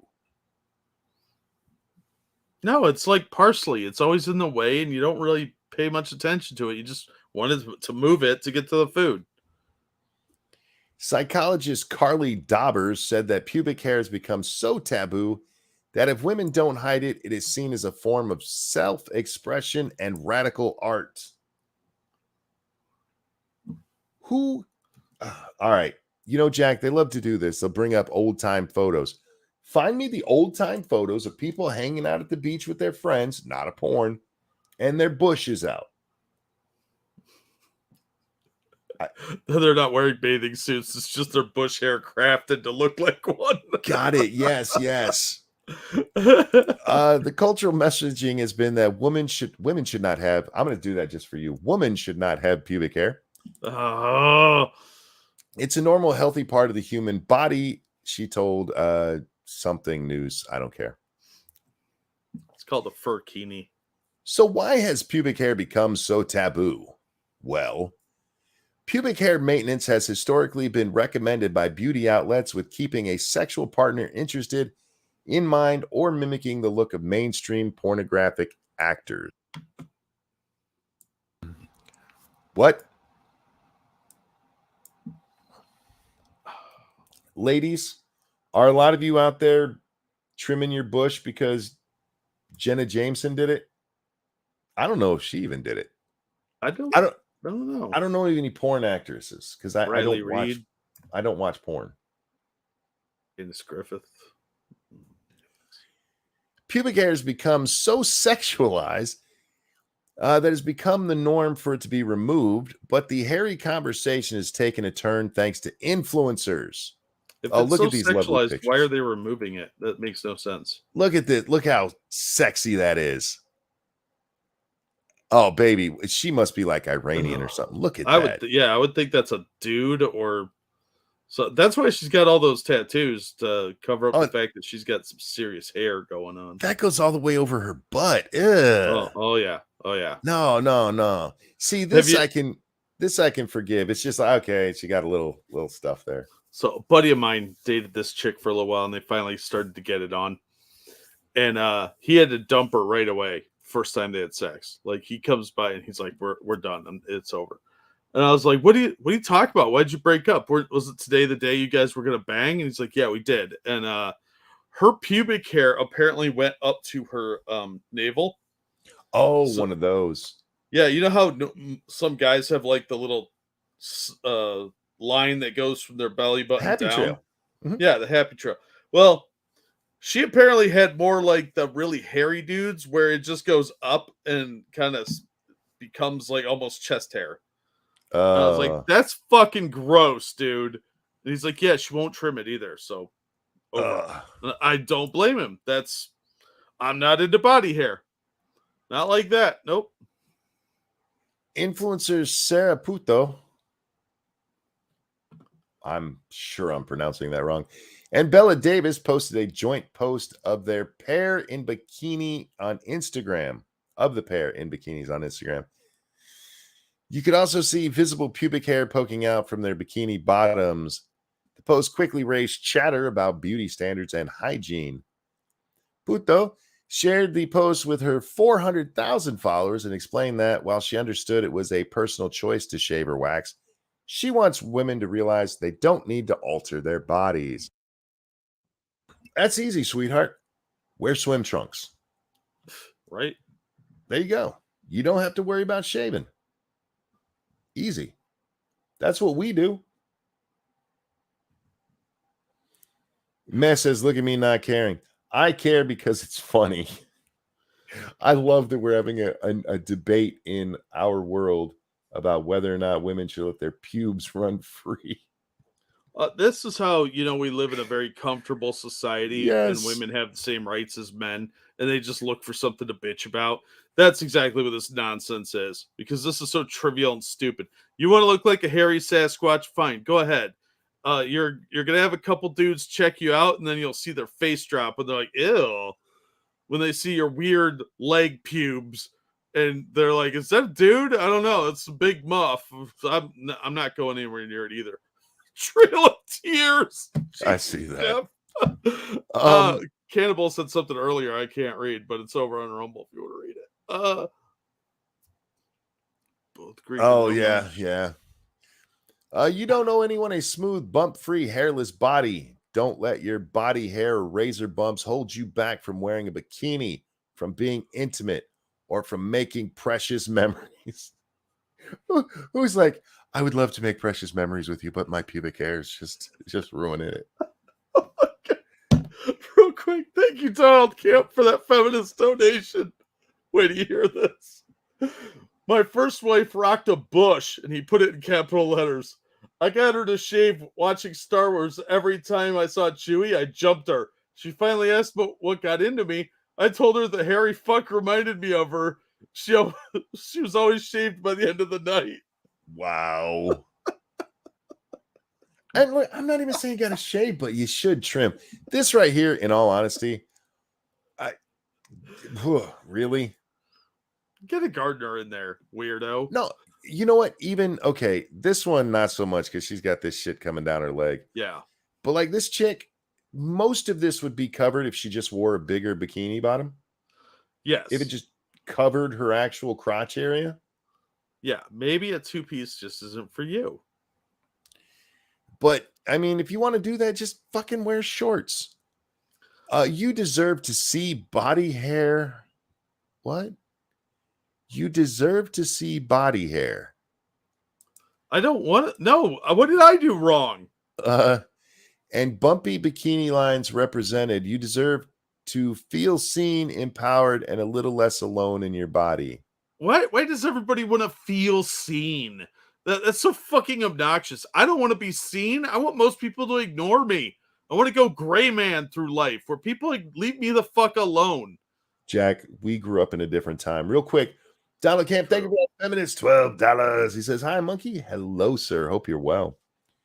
Guys, we're brought to you by you. If you want us to have good shaving habits, please donate to Jack or myself through the Streamlabs link that's in the description of both videos and at the top of the YouTube chat. Hit that like button. Please make sure you share with your friends, your family, that bitch you hate. Get them here watching. Let them know what they're missing. Now, back to the pubic hair. One follower. Oh, I was going to tell you, we come from a different time, Jack, where being seen wasn't important. But that's all that matters now is being, I got to be seen. I got to feel represented. They never put that shit on us because it's fucking stupid. It's dumb and it's incredibly dangerous for society to be so narcissistic. Yes, 100%. I just don't understand this. I need to feel seen. They don't even necessarily need to actually be seen. They just want to feel seen. So nobody cares about you. You're not that important, okay? Most people that go through life are nobodies that will barely be remembered by people that actually like them.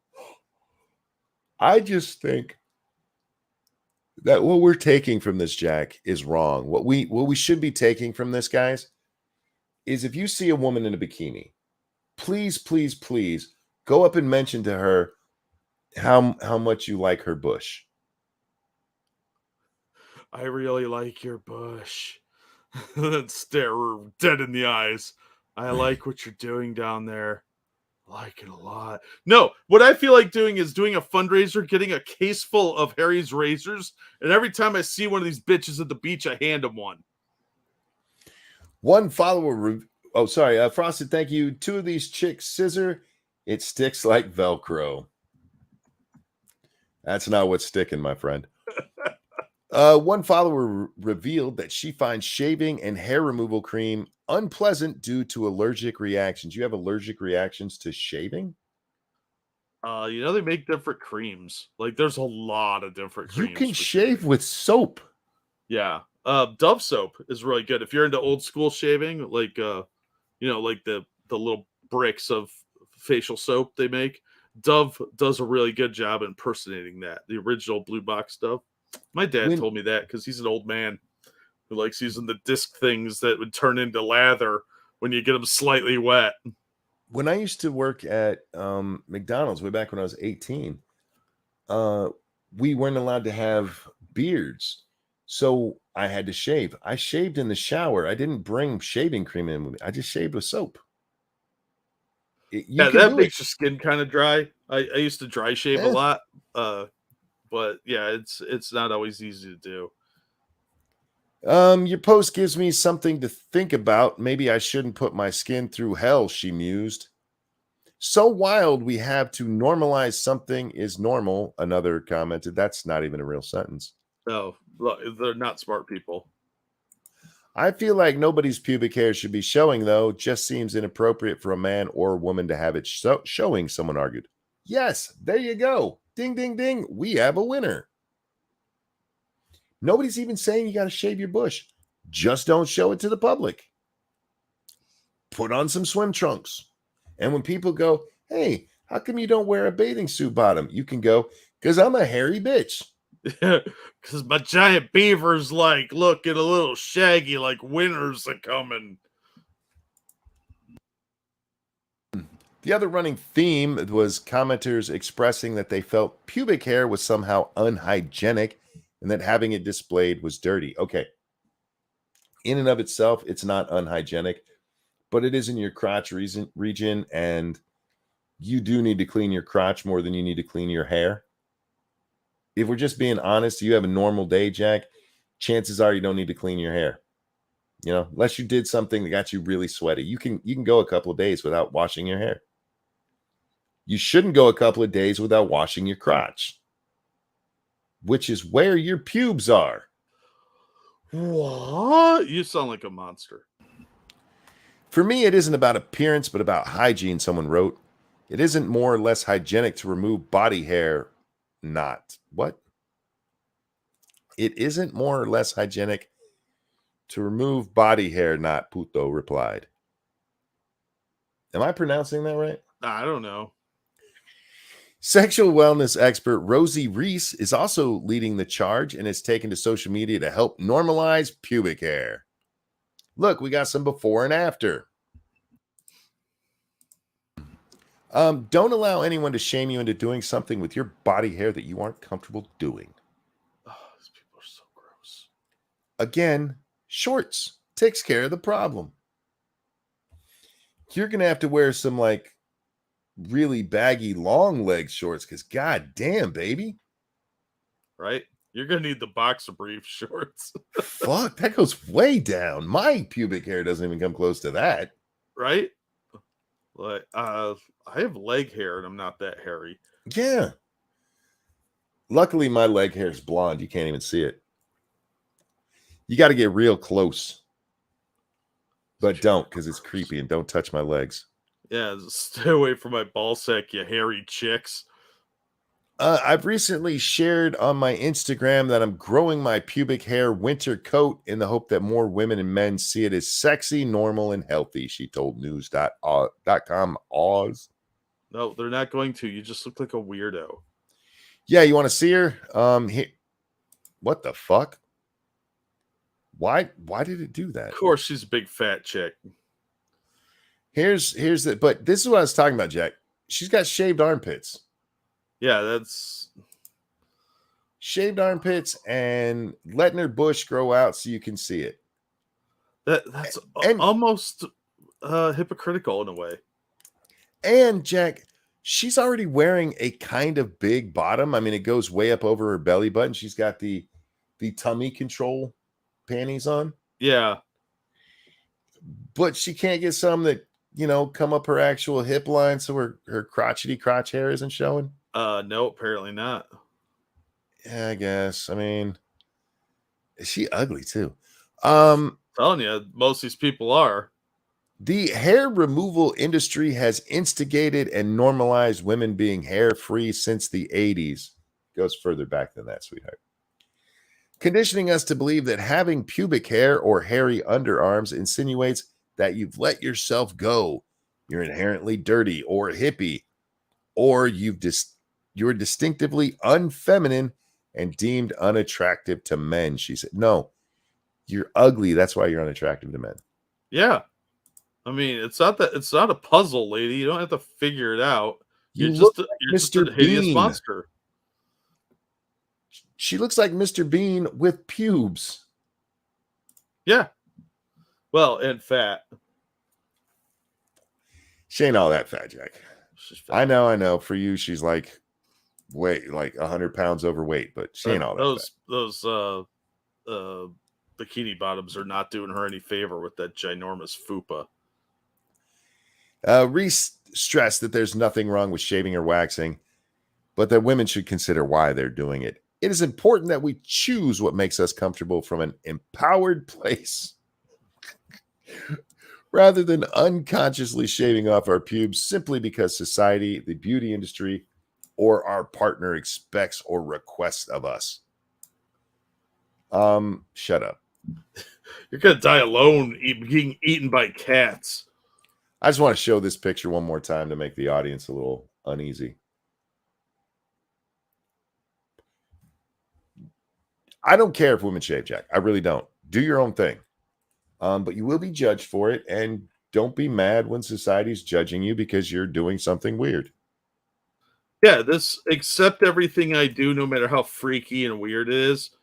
That shit's gonna end because not everything can be accepted. Not everybody's gonna feel comfortable.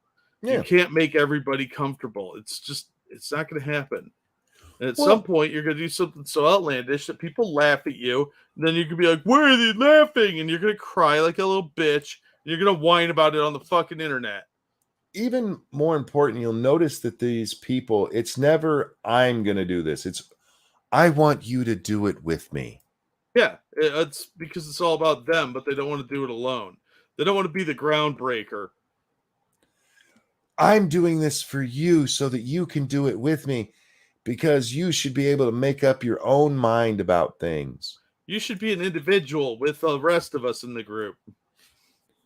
You're weird, and if you're going to have if you don't want to shave your pubes down, and look, I'm not even saying shave them all off, but you probably should at least trim your bikini line. And don't compare it to men, because we don't have that problem. Jack, if I saw some dude in a banana hammock and he had a huge bush out, I'd be like, dude, you need to shave that shit. Yeah, you laugh at people like that. Doesn't matter what gender they are. If you look like an idiot, people are going to laugh at you. Most dudes don't wear the banana hammock kind of thing anyway because we're not weird foreigners. Right? Do I look Italian or Spanish to you? No. Yeah, and those motherfuckers are so hairy you can't tell it's pubic hair anyway. They have pubic hair all over their body. Yeah, like I never realized how much Europe sucks till I started seeing like the type of people that went to their beaches. Mm-hmm. And you're like, wow, you people are gross. You're really gross and lazy because everything shuts down in the middle of the day. Thank you so much, Keldrick.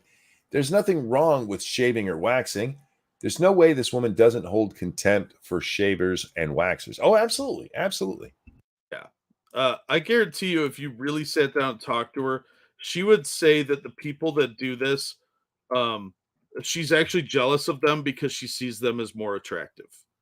And she knows she's a heffalump who's like a 3, and she's ugly, and she thinks it's because of one thing or some stupid little nonsense. So this is her way of striking back at the pretty people. If I do something different because I'm just comfortable with it, Jack, I'm trying to think. Me eating my ranch hot dogs, right? No, I don't ever try to recruit anybody to it. no, because you know it's weird and abnormal and unhealthy. And if somebody says, hey, what is that? I'll explain it and be like, yeah, I put ranch on my hot dogs. And then I'm not like, all of you should be eating ranch on your hot dog. I'm not saying you should. If ketchup's your thing or mustard, whatever. But you should really think about why you don't put because I'm not out for everybody else to give me the fucking accolades because, oh, look how brave he's being eating that weird shit. You know what I mean? If I'm doing something weird, I'm just doing it because I like it. I don't have to go and tell everybody how special I am because I did it this way. Oh, if you only knew how amazing I am because of the way I do things. Christ, man. I'm conceited and I look at these people and like, what the fuck is wrong with you? Because hot dogs are made of lips and assholes, and you know what? They're tasty. It is literally the only time I eat ass, okay? I'm just throwing that out there, man. Fuck, so much more to do. I don't do you have the Oprah story?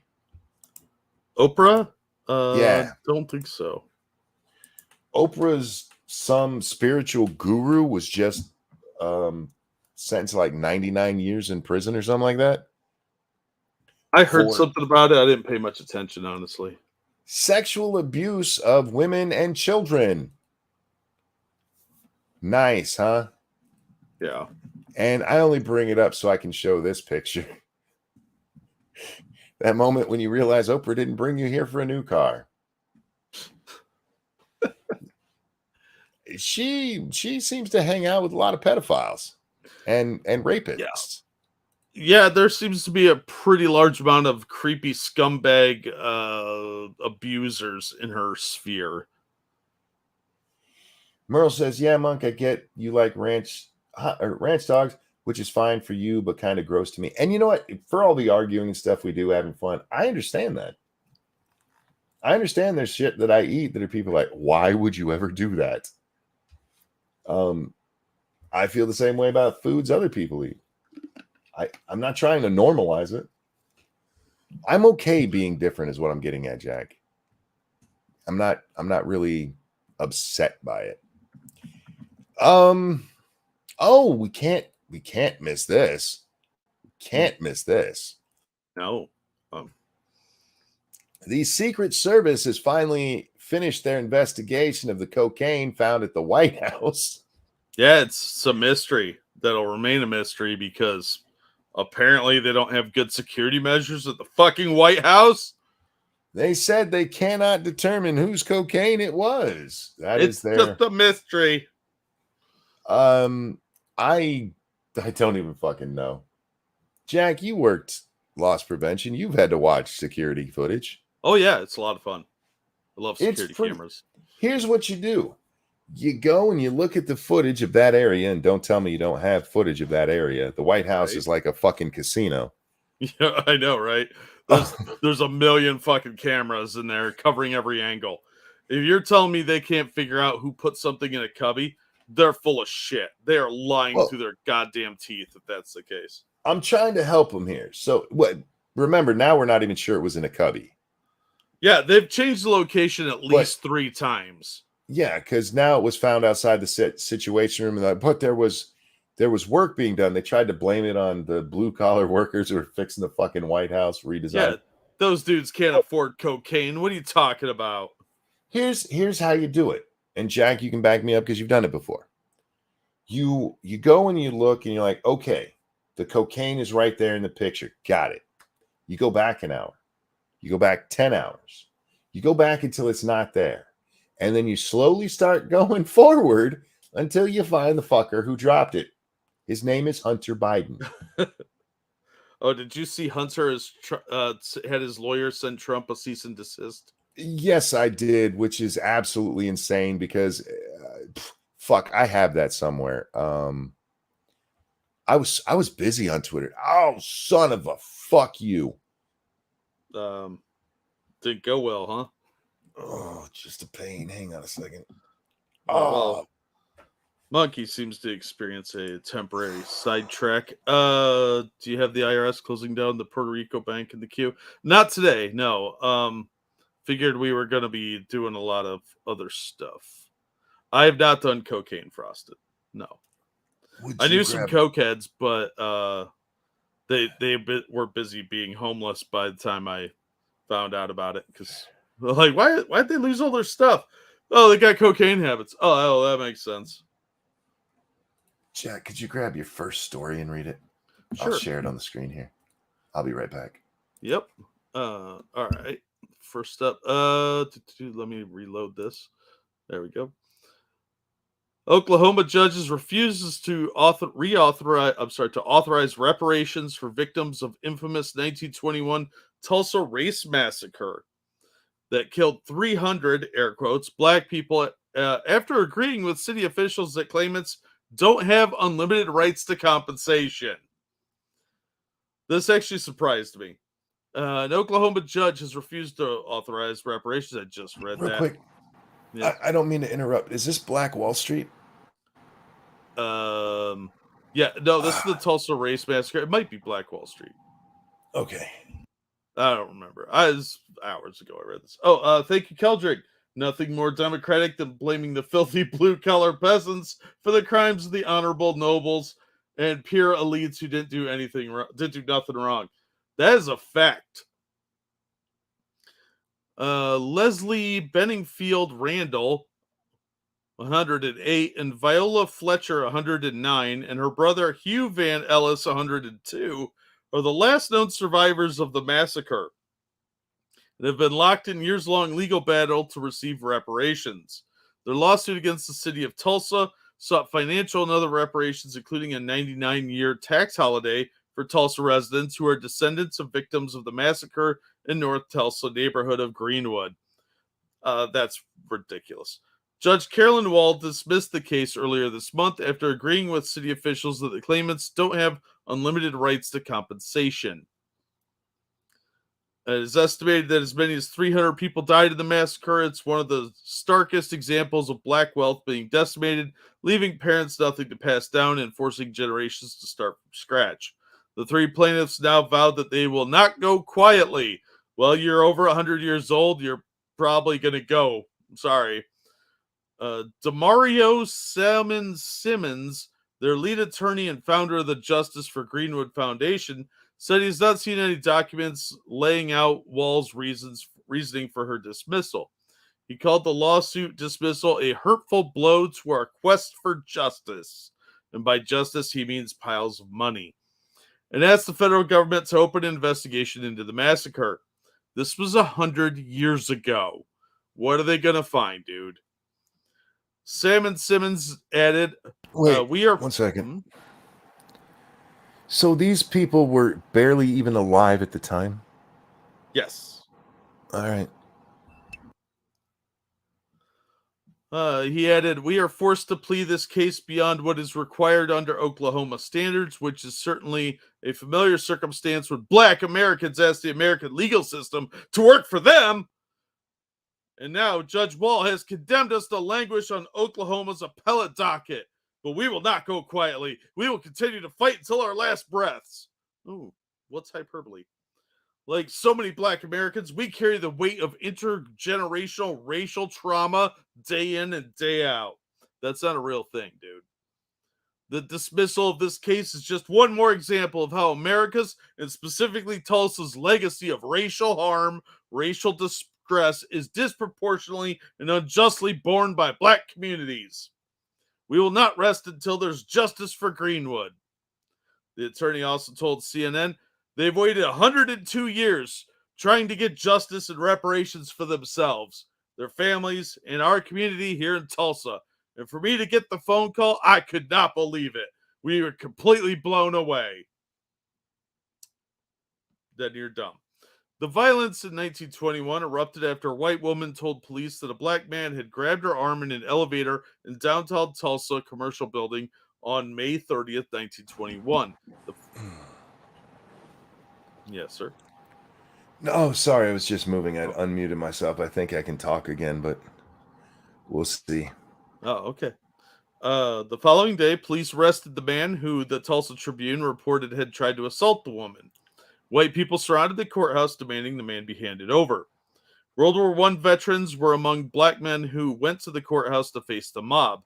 A white man tried to disarm a Black veteran and a shot rang out, touching off further violence. White people then looted and burned buildings and dragged the Black people from their beds and beat them, according to historical accounts. The white people were deputized by authorities and instructed to shoot the Black residents. Time out. No one. This is a very condensed and one-sided view of what happened. Look, what happened, and this is Black Wall Street. What happened there was fucked up, but this, seriously, guys, go read the actual histories of this because this is severely condensed. Yeah, this is a little bit biased, I would say. No one was ever charged in the violence. Dr. Carlos Hill, professor of the Clara Luper Department of African and African American Studies at the University of Oklahoma, told KFOR, "I came really close to the history and the people who represent the history, and certainly the victims, survivors, and descendants." All these people are dead, dude. What are you talking about? So the recent dismissal of their case, their claims, a rightful just claim for reparations for restitution, and you're talking about 3 known survivors, not all survivors. It's been really disheartening to see that we don't have a heart for these victims. One of them was less than a year old. What are you talking about? We won't find a way to legally write or legislatively address what happened.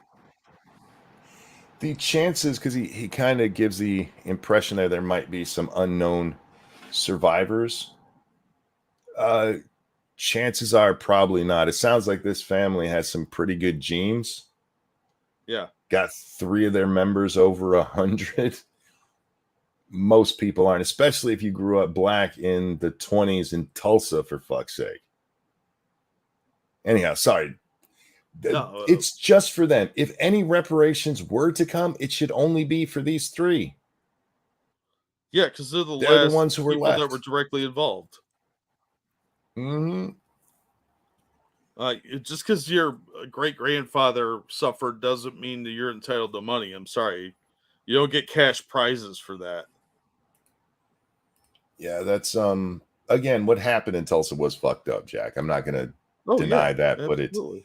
but they have it. Oh, a white woman claimed Black guy grabbed him, and then the mob, the lynch mob showed up, Jack, and then some Black guys came up, and there was a shot. There was more to it than that. Yeah, it's much more complicated than what the PC police are going to let you believe. They had some drive-by shootings during all of that. All right. Oh yeah, it was not a simple, straightforward thing. No, and again, not cool. And I think that Black Wall Street gets pointed to a lot, and it's so that hey, we should help ourselves, and yeah, you should. Black people, you guys have a shit ton of money. Your combined power. All right, Kanye, I know you can understand this. There's a certain group of people that tends to spend their money together, right? That could be you guys. But you won't, because instead what you do is burn down each other's homes these days. Yeah. Well, and if you want to create generational wealth, you have to have families for that, not single parent households. In the 1920s, you needed a bunch of white people to come in your town and burn it down. You guys just do it for them. Fuck's wrong with you? Yeah. We're mad. Let's burn everything down and then complain that we don't have anything. Yeah.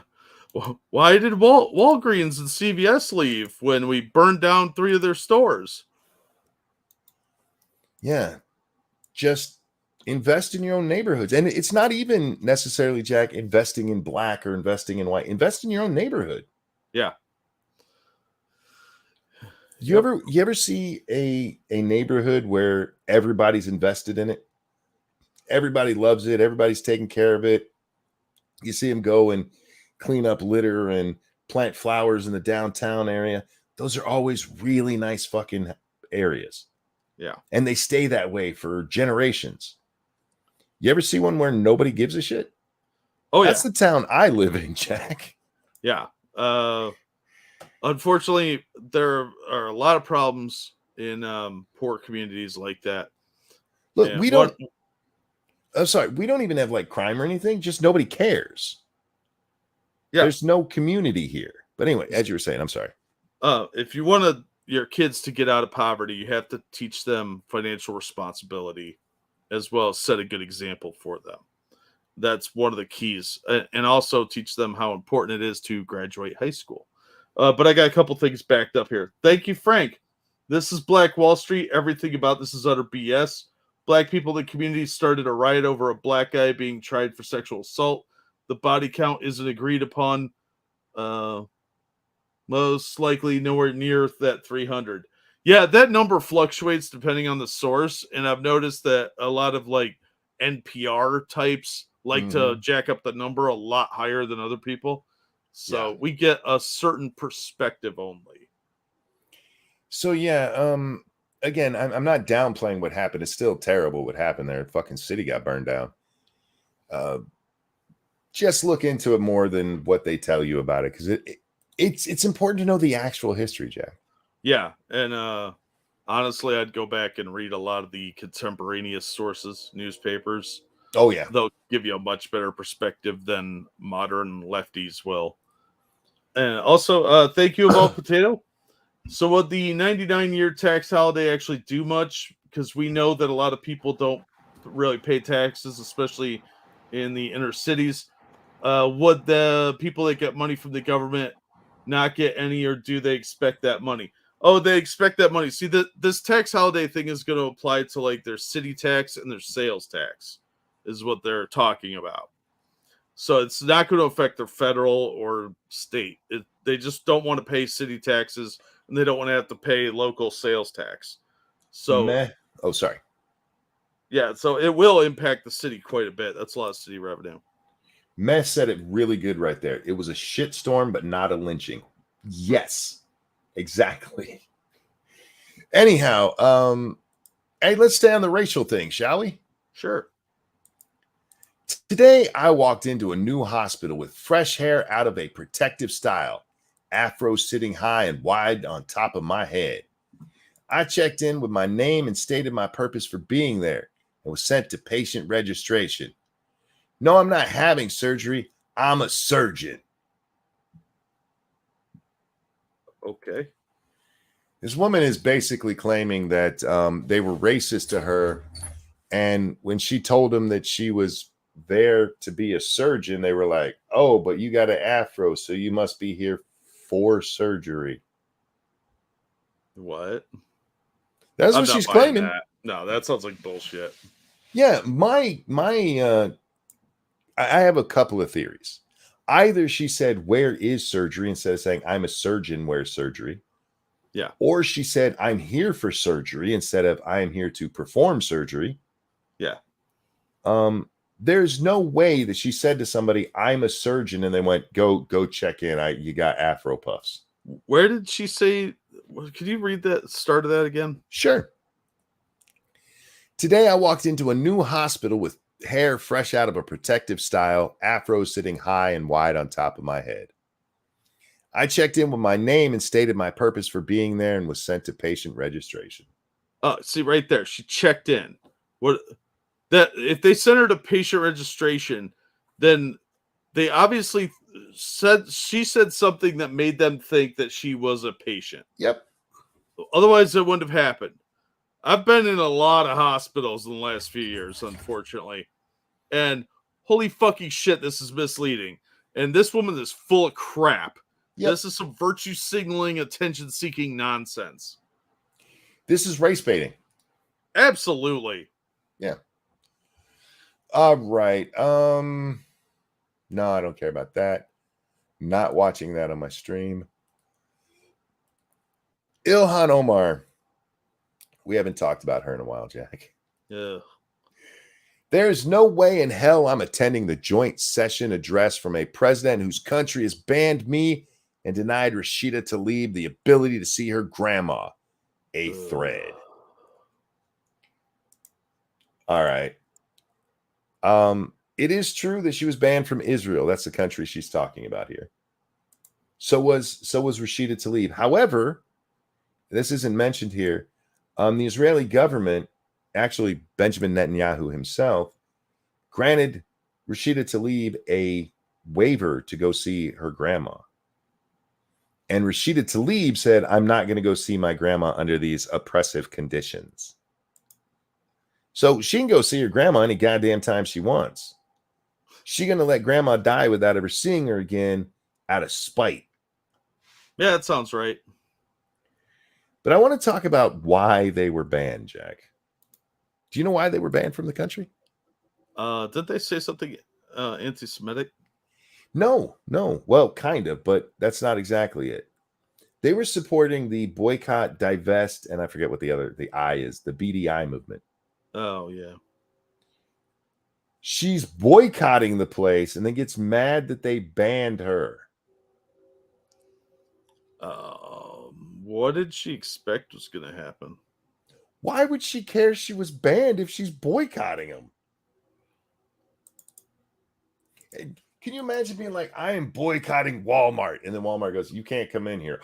How dare you? You fucking monsters. You're literally saying you're not going there anyway. Yeah, you can't fire me, I quit. That's exactly what this is, scum. Exactly. Yeah, absolutely. Is it BDS, boycott, divest, sanction? Okay. And Frosted Glass, thank you. Why is her grandma there? Prisoner of war? Her grandma is a Muslim that lives in Israel. And again, she's allowed to go there anytime she wants. They made that exception for her, Jack. And instead of going, she's like, nah, fuck the Israelis. Because I hate Jews. Somebody got mad at me for suggesting she doesn't like Jews, Omar. Like, she's been anti-Semitic publicly. The Democrats in Congress had to pull her aside and go, stop being publicly anti-Semitic. And not just hating Israel, hating Jews. Yeah. Anyway, you're wrong, Monkey. You should be allowed buying products without being banned.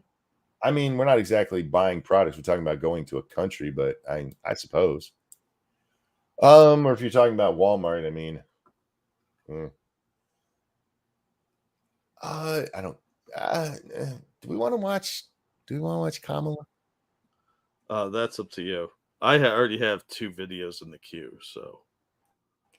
Well, Krasenstein came out to defend Kamala today. Of course he did. And instead, we're not going to. I don't care about him, but let's talk about the video that he is defending, because he said you just watch the rest of it. Watch the rest. This is what people were making fun of. And I think the first part of this issue that should be articulated is AI is kind of a fancy thing. It's, first of all, it's 2 letters. It means artificial intelligence. AI is kind of a fancy thing. It's 2 letters, artificial intelligence. This is the smartest thing she says here. But ultimately what it is it's about machine learning. And so the machine is taught. It's about machine learning. The machine is taught. Yeah, see, but it doesn't get really good grades. So AI has been around for a long time. Brian, I think it was Brian who said that she's explaining it like she would to your parents or grandparents. Even my grandparents would know what AI is. yeah, I saw this clip when I was over at my folks' house today. And my dad was like rolling his eyes, like, "Is she dumb?" I was like, "Yeah, she's retarded." She He's is. like, She's it explains a lot. Like, honestly, And- when she does these little things where like AI is, artificial intelligence, like electric skill buses, I'd swear she needs a fucking helmet. Oh yeah. Oh yeah. Did she say taught instead of taught? It's the way she pronounces it. Part of the issue here is what information is going into the machine that will then determine, and we can predict then, if we think about what information is going in, what then will be produced in terms of decisions and opinions that may be made through that process. For anybody who didn't know what AI is, there's a really, really, really, really simplistic interpretation of it. But I didn't yet. This woman's the vice president of the United States. Oh man, She is one slip down the stairs from being president. or tripping up the stairs, depending. She's one choking on some pudding from being president. I mean, for fuck's sake. This is the world we live in, man. It's the And world we're we probably live in. gonna end up in a World War III, and these ass clowns are gonna be our leaders. Now, I do want to talk about Brian Krasenstein, Jack. Because that dumb shit responded to me again. I think don't he know loves why you. he does this. He loves you. He's like, I love that monkey fella. I got both Ed and Brian to respond to me today. It's wonderful. It's my new hobby, getting these 2 idiots to respond to me. I'm gonna get on one of their Twitter spaces, Jack. It's Oh my god, I'm gonna do it. that'll be hilarious. So I doubt they'll ever call on me because of the way I treat them, but we'll see what happens. So he tweeted out about his money from Elon. Money received from George Soros, 0. The DNC, 0. Hillary Clinton, 0. The Biden campaign, 0. Notice he separates Hillary Clinton and the Biden campaign. Doesn't have the Hillary Clinton campaign. Just throwing that out there. That's a good point. Elon Musk, $24,305. Profiting off people calling me a groomer, communist, and grifter, despite never asking anyone for money. Priceless. You never asked anybody for money. How'd you end up owing the government $450? Never mind. I will never tweet for money, but if Elon wants to give it to me, I will never turn it down. And I simply said, you do everything for money, including ripping people off and giving your ill-gotten gains to the feds to avoid jail. That's very specific. And he responded, nice conspiracy theory. What? Yeah. How's that a conspiracy theory? Isn't that? That is verifiable fact. It is 100% on the record fact. This motherfucker, him and his brother were ripping people off through a website by having ads that would literally steal your money. And he ended up having to give $450,000 to the government to avoid being prosecuted. But it's a conspiracy theory, Jack. It is their go-to line if they don't have an answer for something that's uncomfortable. Conspiracy theory. Did you tweet his case at him? No.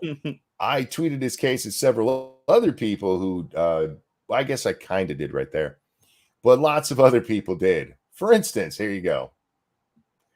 There's tons of people that had the actual case in there.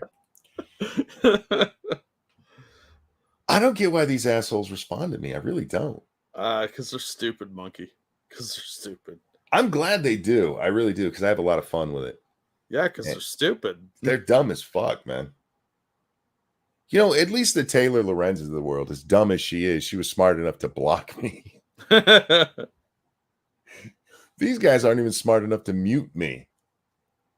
Oh, one of these people kept saying to me over and over again, I would respond and then they would respond about how jealous I was of them. And I would just reply, I'm not jealous of people who ripped somebody off and had to give $450,000 to the government. And eventually I had to tell the guy, I'm not jealous. I do enjoy that I get to keep repeating this because it's just more exposure to the fact that they rip people off and had to give $400,000 to the government. Would they rip it off like old people? Probably, because they were running basically cash for gold sites. Wow. I was thinking it was some kind of pyramid scheme, but that's even worse. No, these were cash for gold sites, and then they would lead to, you're kind of right and kind of wrong. They would lead to ads on their page that would take you to pyramid schemes. Some of the ads would actually take you somewhere where if you put in your bank information, it would just steal your money. Jeez. Not even a pyramid scheme, just fucking flat out steal your money. And so, yeah, these two idiots ended up having to give up a bunch of money. They swear they had nothing to do with it. They didn't understand it, and that none of their ads were bad. They were also, they also used one of the banks that was stealing money. But it was all a coincidence, Jack. So let me get this right. We didn't do it, but also we didn't know how any of this works, so we couldn't have done it. Yeah. And we didn't do it, but we did manage to get a bunch of cash somehow. All right. You have that video. Do you have the other video? There's two videos linked there. That's it. That is not the video I want. We'll watch both of those, but which video do you want? I want the chick who got yelled at today. Tell me I retweeted that. I know I retweeted that. It was a Libs of TikTok video. I said, God damn, did I tweet that much today? No, now I can't find it. I might have to go over to Libs of TikTok to get it. Did you see the one where the chick? Oh, you know what? I didn't retweet it. I just responded to that. Aha. Now I know I can't find the fucking thing. Don't worry. Give me a second, guys. We need some music for this. We're professionals, guys. Hey, least professional monkey on the internet. I've been open and honest about that my whole career. All right, I found the bitch. We didn't know we're stupid. The Director Ray defense. Accurate, Frosted. Accurate. Now, I want to say we've watched this chick or somebody like her before, but it's good to bring her up again because this is just funny. Did you see this chick? Oh, Chaotic yeah. Philosopher. Oh, these people think they're so fucking smart. So I just got yelled at for asking a very reasonable question. So I'm applying to go somewhere, and I just wanted to know, are there accommodations for people who struggle with time blindness and being on time? You know. And then the person I was with interrupted and acted like I was asking something else. And then when we were done, they actually started yelling at me and saying that accommodations for time blindness doesn't exist. And if you struggle with being on time, you'll never be able to get a job. Time blindness.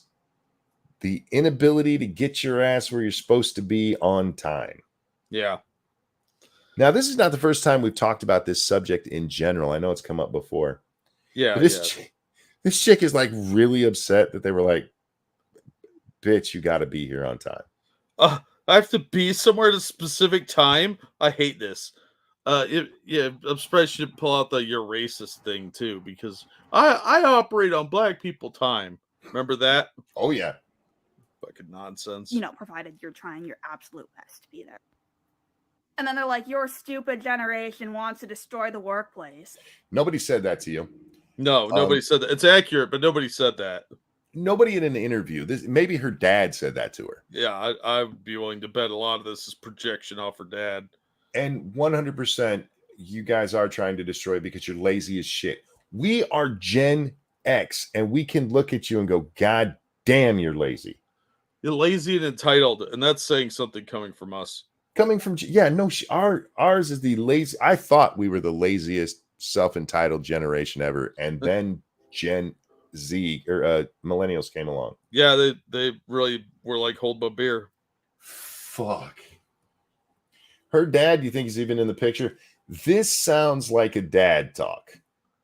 Probably through email, since her mom's most likely divorced. And yeah, I think that a culture where workers are just cut off because they struggle with being on time when... You mean being irresponsible? Yeah, because, sometimes things have to get done at specific times. That's weird how that works, stupid bitch. There's other solutions that we can look to. I think that just anybody who thinks it's okay to just treat people like that, yeah, that culture needs to be dismantled.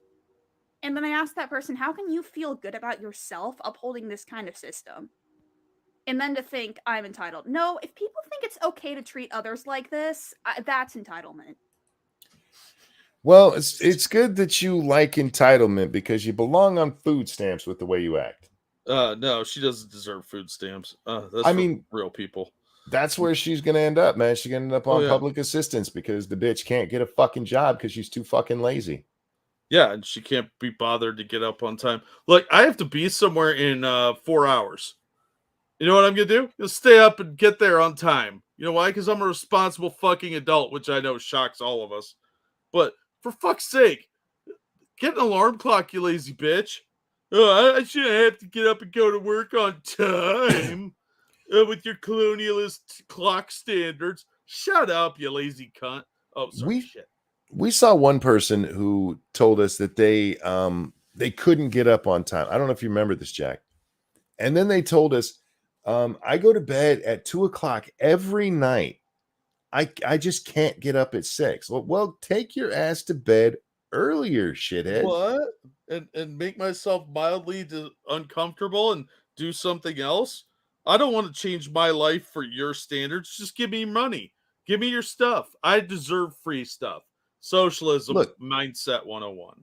I am a late person, Jack, and it has nothing to do with time blindness. I'm lazy and I do shit at the last minute. You admit it. It's gotten worse since I've been on the pills because now time has literally no meaning to me. But I still every day's the weekend when you're unemployed. Yeah, exactly. I still try. If I know there's an appointment, I make sure I go ask Lady Monkey, please, can you make sure that I'm up for this time for this thing? So even in my state, I try to get it done. And this bitch, I can't believe you expect me to be places on time. I got time blindness. I am you don't. You have lazy. Yeah. Oh, real fast. Thank you, Dark Resurrect, for that feminist donation. 15 minutes early minimum. Speaking as a millennial who had a military family and who has standards. Yeah, I always try to show up to work early, usually 15 minutes, whenever possible, because I prefer to look good at my job so I don't lose it.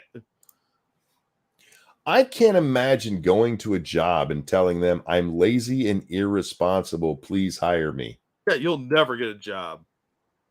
Because that's what you said when you said you have time blindness.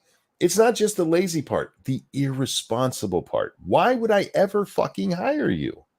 Yeah, you're going to lose money for the company somehow, whether it's like shorted out of the cash drawer because you can't be bothered to make change right. Hey, you're never going to show up on time if you even show up at all. Come on. How's anyone else? It's inconsiderate too, because how are your other coworkers going to plan their day? And she doesn't tell us what it was for. She doesn't even say it's for a job. But if you did this in any service or retail space, there's no way they can accommodate that. No, absolutely not. It's impossible.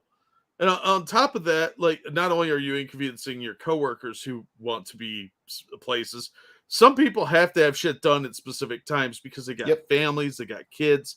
And if you're doing this crap in your social life, you're not going to have very many friends. Oh, hey, the movie starts at noon. I'll get there when I get there. Thank you, Frosted Glass, who says, if you don't see time, you don't see me, bigot. Fair enough. She is a bigot. She's dumb. All right. Oh, I blew that up too early. I have to share the screen and then blow the video up. There we go. All right. I have no idea what this is. Looks like some people in their yard. All right. No, I'm not. I'm our cat. You understand? Our cat. I'm not even in my yard right now. What am I doing? The gate's open. Hard. You're unreasonable people. You're holding our cat. How? I'm not even in there. I want you to explain how. If you would go in your yard and say, Mercury, go home. Don't come in our yard anymore. She will not listen. She's a cat. She doesn't speak English. Oh, really? All right. If I'm understanding this correctly, the guy on screen has a cat that is out of his own yard. Uh-huh. And he wants the guy with the camera to go shoo the cat home. Yep. You have to tell the cat to go home. But it gets even better. Okay. These people are just dumb idiots, and they're terrible neighbors. This doesn't mean go home? No. Hand signals don't mean anything. It's a cat, dude. Really? Okay. All right. Well, we'll have the police department figure it out. Absolutely. I mean, unless the cat is being, caged in some manner, your cat's just wandering, dude. Yeah. Like, you've owned cats most of your life, right, Monkey? Yeah. Oh, yeah. If you go shoo shoo to a cat, what's their usual response? Most of mine just look at me like, go fuck yourself. Yeah, they look at you like you're a tard. They're like, whatever, I'll do whatever the hell I want. I'm a cat, motherfucker. I'm king of the jungle. They all think they're lions. So unless you're chasing it off, I'm pretty sure this whole thing started because the camera guy's complaining that their cat's in his yard. Yeah. And these people just are irresponsible pet owners. Scum says, call the police because your cat is in someone else's yard. Yes, that seems to be what's happening here. I'm upset because my property is on his property and he won't fix it for me. Yeah, again, unless they're somehow detaining the cat, this is this guy's problem. That's that guy's problem either way. If that dude's holding his cat, it's been on his property. You can't let your animals wander like that, technically. Absolutely. Great idea. Right. No, so the cat doesn't eat and drink anything over there, right? No. Oh, no, never. Right? No, never. No. No, never. Never. Yeah, never. Yeah, you cat pervert. Yeah, cat pervert. That is wonderful. I thought so, too. I was sold right there. I'm like, we're watching this one tonight. I'm going to add that to the title, Cat Perverts. Yeah. Devil Fruit Zero, thank you. I'll call the police. You don't have your helmet. But he does have his bald man mullet, which is great. He's got this stringy hair. Like, dude, that's not helping. Okay, you're not helping yourself at all. His wife looks like a weird, strung out hippie. Yeah, they both look like they're strung out on a lot of drugs. Oh. Oh my God, you guys are absent. I've done nothing to bring the cat. I've done nothing to bring the. This dude's lost. He's lost it. I wish we could get Cat Pervert with everything without everything else screaming. I would put it on a soundboard, even though we don't use it very often. Yeah. He's lost it. Cat Pervert. He's lost it. He's lost it. He's lost it. Oh no. On my property. We're calling the police because you're harboring our cat. Harboring our cat? Is it a runaway? Apparently it's a Jewish cat, and the SS neighbors are all upset about it. Harboring a cat. Is that a crime? What? It was something else. Cat pervert. I'm a cat pervert? Yeah, cat What crime is that? What crime is that? You know what? There's a crime about you harboring my cat. What crime is that? Against the law. What crime is that? It's called harboring an animal. Is that a law? I've never heard of that. Harboring an animal. What, do you got, a pet tiger? Like that maybe, but you're harboring my cat.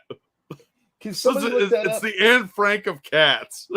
Somebody look that up and see if harboring a cat or harboring an animal is illegal in this sense. I don't understand being angry if my cat was in your yard. You're angry because your cat is in my yard. You're making things a lot worse. Right? You could just send my cat home. I know why. You could just send my cat home. Jack, if my cat was out, I would go call my cat. Yeah. That's how you get your cat home. Yeah, they know their own names. They're just dicks. Apparently, harboring vicious animals or harboring animals that aren't registered are actual crimes. But I'm not seeing anything else. Otherwise, like having an invalid, altered, or fictitious registration tag seems to be the closest. I think this guy's an idiot. Is being a cat pervert illegal? I couldn't find anything on that other than like bestiality, and I didn't want to click on any links just to be safe. Cat pervert sounds like something furries do. Yeah. It's a cat pervert. I like it when my girlfriend dresses up like a putty tat. Yeah. What, you dress up like Pepe Le Pew? Yeah, but I think he's trying to claim that the guy lures the cat over with food and like, oh, you're keeping my cat or something. It's just weird. But the guy yelling cat pervert made my day. So yeah, cat pervert was awesome. That was amazing. I appreciate you sharing that with us. Oh, I'm a giver. All right. Oh God. What? Non-binary awareness week. We went over this. Remember, guys, non-binary awareness week ends today at 12 a.m. Well, 11:59 and 59 seconds, because it's only five days. It's a business week. Well, that's nobody wants to be that aware of them. Also, have you seen this video already? I have not. Okay. The lady that's talking, I worked for a woman that looked just like her, except had gray hair and was a lesbian. I feel like we've seen her somewhere else. We probably have. Not in this context, because I would remember the gay puppet, but yeah, she looks familiar. Well, her and the puppet have the same hair, so you may have seen the puppet somewhere before. Hi, everyone. I'm Leslie, and my pronouns are they, them. No, they're not. They're she, her. You're a chick. Stop it. Midnight Sunset. I haven't seen a single boat. Harboring is impossible. Nice.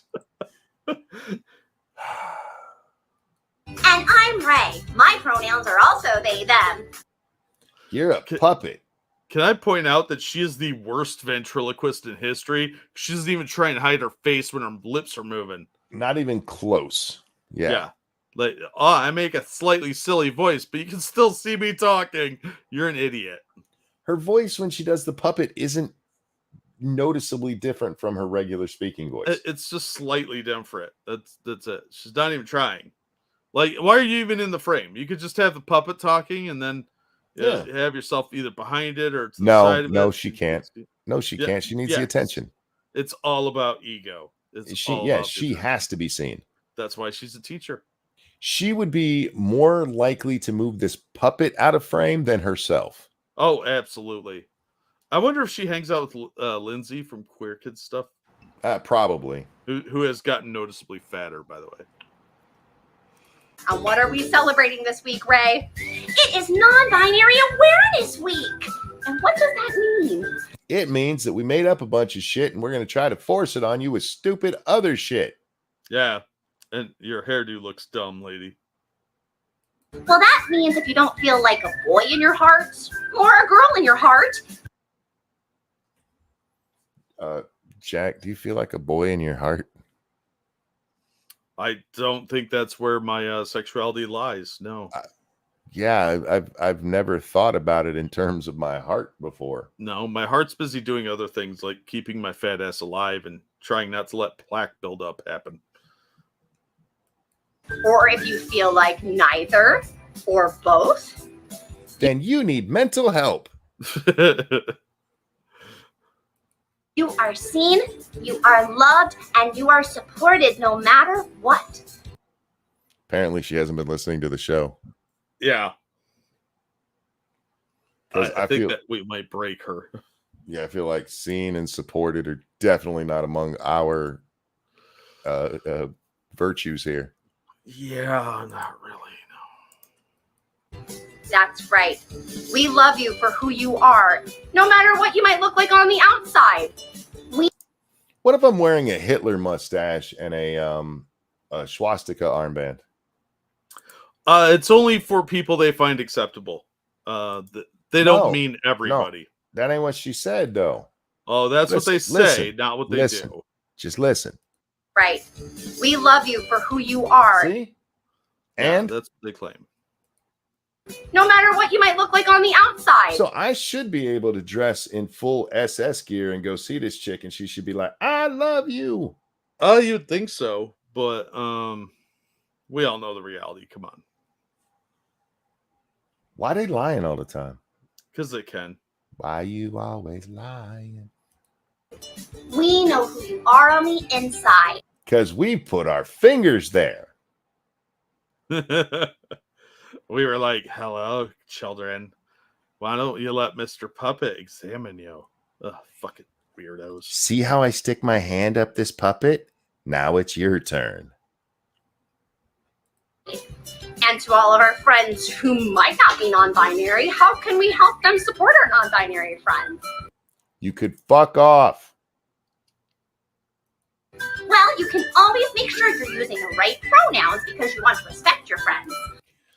I use the right pronouns because I learned English in 3rd grade. I'm pretty sure is when we went over pronouns. Yeah.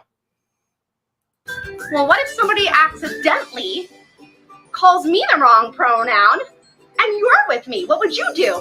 Oh, I would simply say, oh, excuse me, I see that you said she, but Leslie goes by they. This woman carries this puppet with her everywhere, doesn't she? I would be willing to bet she sleeps with it. That simple. That respectful. That is love. That is what being non-binary Go ahead, is. I'm sorry. My response to what the puppet just said would be neither respectful nor loving. No, not at all. That is love. That is what being non-binary is about. We love you. We see you. Mwah. Oh, she's going to blow a kiss at us. She loves woo. It's about. We love you. We see you. Mwah! You're not non-binary. You're gay, but you're not non-binary.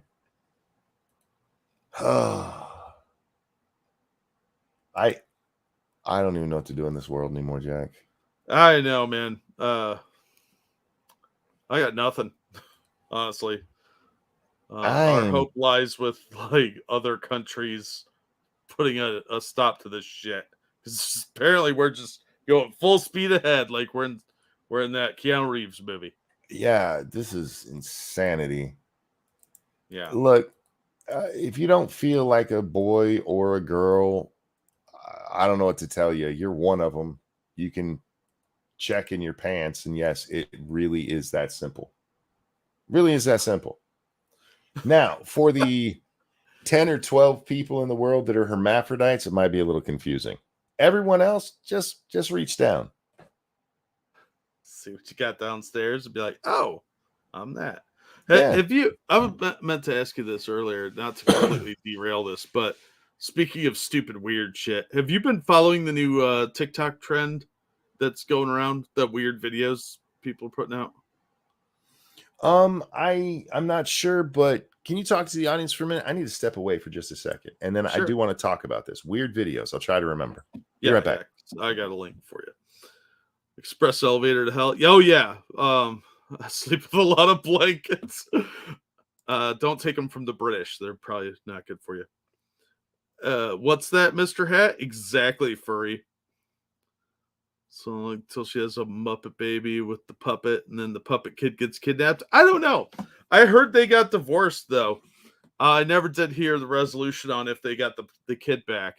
That is such a compelling array of nonsense. I would watch that as a sitcom, quite honestly, and it would just be all about their neighbors, like watching the wacky shenanigans the crazy person does. I respect your pronouns, Q.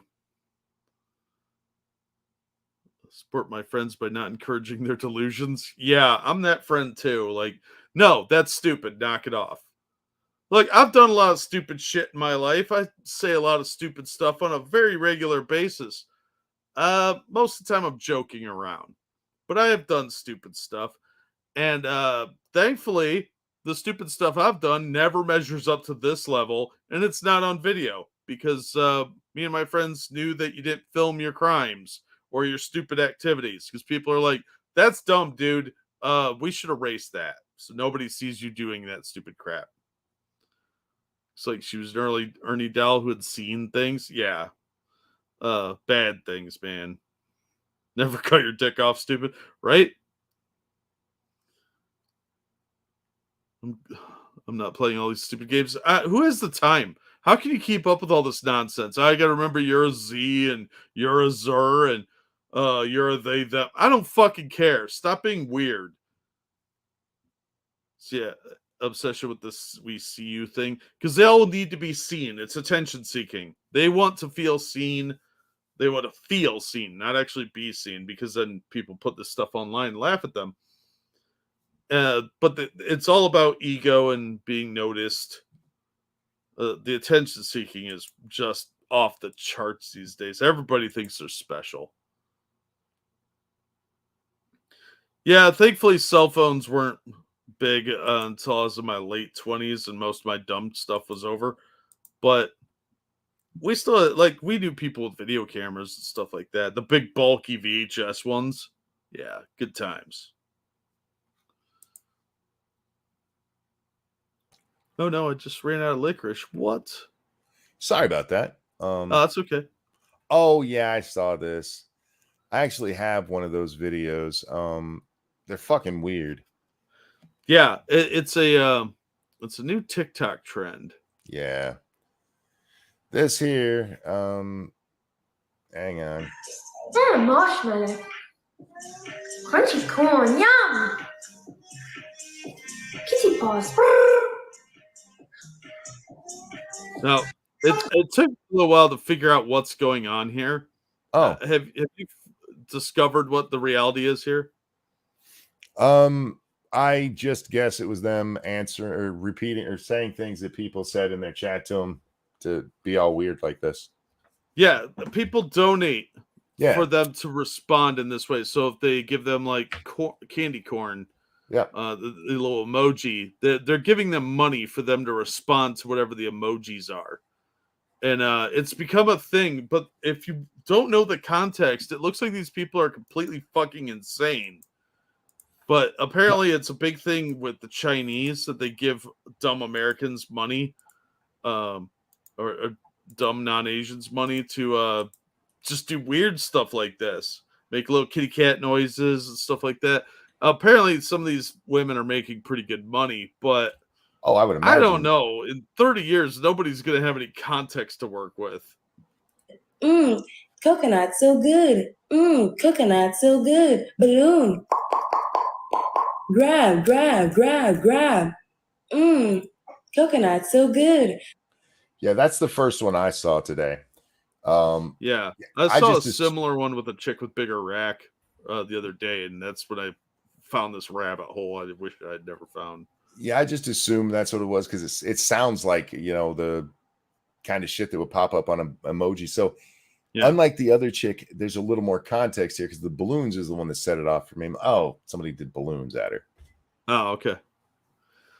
Yeah, the one I saw, there was just like things scrolling and the lady responding very quickly. And I was like, what the shit is this? This is stupid.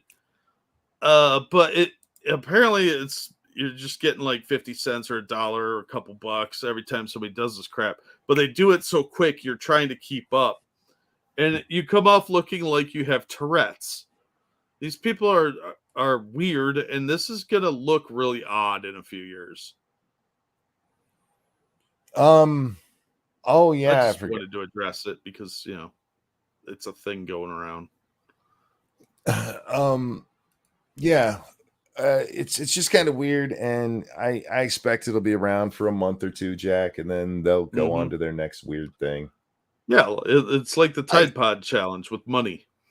I almost want to make a TikTok, and I'll tell you why I don't, because I don't want to give my information to the Chinese. Now listen, I don't want to give my information to our government either.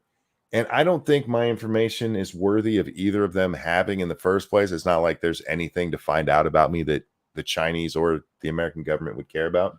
Yeah, I'm shockingly boring as well.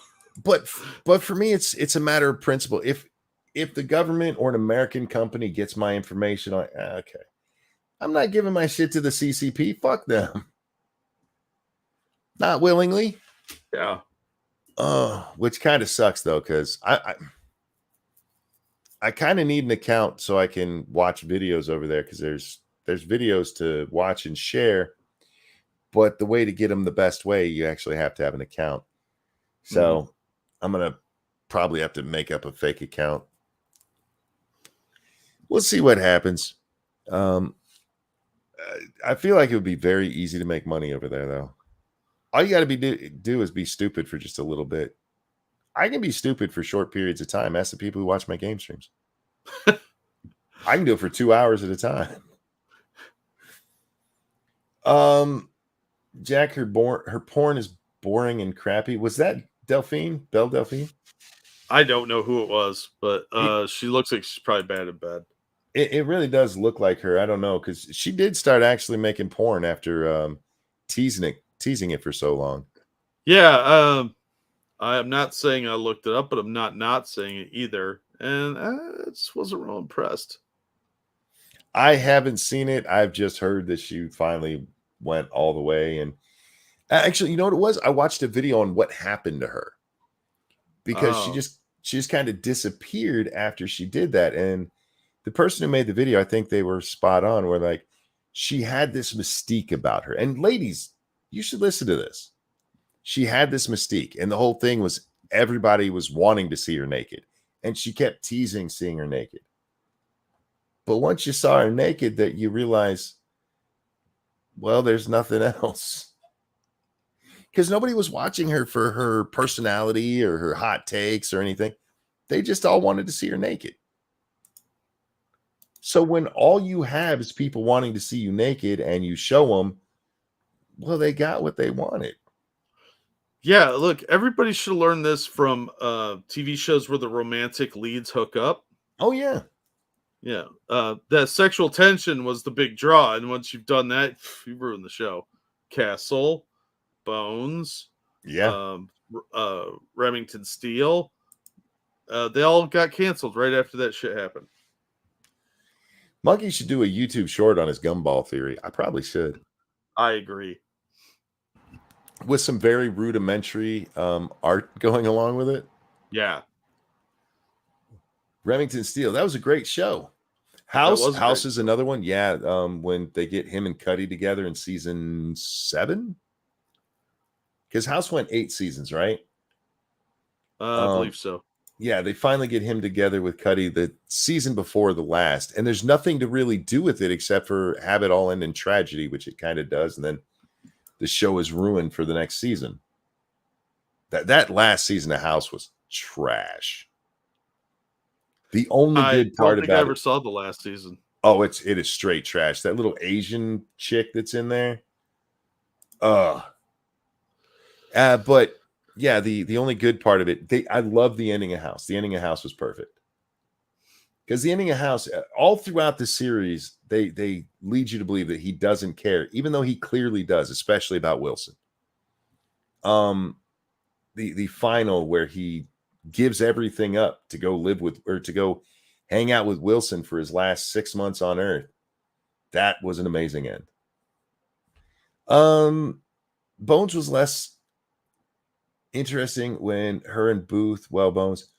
I didn't mind Bones as much when they got together. Because their whole dynamic didn't really change. It was one of those ones where they even have kids and nobody, I mean, where the hell's the kid when you're doing all this, right? Just taking care of himself. She's crazy. I hated that show. I abjectly hate the show Bones. I despise it on so many levels. That chick is so incredibly unlikable. Ugh. Ebony says, oh, sorry. Chick's name is Cherry Crush. Lots of POV bullshit. And I'll look it up. Thanks, Darth. Oh, are we talking about the Belle Delphine knockoff there? Okay. Yeah. Ebony says, I like House. Never saw the first or the last season. Don't watch it. It's crap. It is honestly garbage. My dad's a big fan of Bones. I like Bones. This is one where me and Jack, we differ a lot. Yeah. They finally announced the next season of Reacher, which has me excited. Unfortunately, it's not going to be on until December for some fucking reason. Why are you making me wait so long between seasons? This is what I hate about modern TV, Jack. I like my 6 months of new episodes and then 6 months of old episodes and then 6 months of new again, instead of this 8 episodes and then maybe we'll get you one in a year and a half. yeah, that's really irritating. Reacher, real quick, go ahead, you first. Thank you, Frosted Glass. I think Monkey's right. That lady won't accept him in his true form. I sent a picture of it to your DMs as proof. Yeah, I looked at that, and that is outstanding. Thank you, Frosted. In a sea of just utter trash on so many streaming services, Reacher was a rare gem. And I'll say this again, the last episode is very rushed. It reads or it plays out very much like a novel, where this kind of novel where you have to have everything wrapped up in a kind of neat way. But otherwise, it was an excellent show. You never get girl boss crap. You never get the black guy playing the race card. Even the love interest thing, he bangs her, but they go their separate ways. It was done very well, and I hope they keep that up, but I just don't have faith in it. How fucked up is that, Jack, that's where we are for our entertainment, where it's like, yeah, that was really good. They're probably going to fuck it up again. Yeah, that's about right. The Jack Reacher books are good. If you haven't seen the what is it, Amazon, if you haven't seen the Amazon series, you should watch it. It was pretty good. Much better than Tom Cruise movies or movie. Did they only make one of those? I think they made 2. And when I learned, because I've never read the books, Jack, but I saw Reacher, the first one with Tom Cruise. And I remember people going, that's not what Reacher's supposed to look like. That dude's like 5'4" and Reacher's like huge. And then you see the Amazon. The guy who plays Reacher is fucking huge. Yeah. He looks like an action star. Yeah. And he fits the role much better than Tom Cruise did. And that's without knowing the books, just the character that they presented to us. Yeah. So I'm looking forward to that, but I got to wait till December, damn it. Yeah, that's ridiculous. I do hate that about our modern entertainment. So he can reach stuff? Yeah, that's his job. He's like Mr. Fantastic. If you've seen him, that motherfucker can reach whatever he wants to. That is a big dude. And you know what's weird about him, Jack? Unlike Schwarzenegger or Stallone, he can actually act.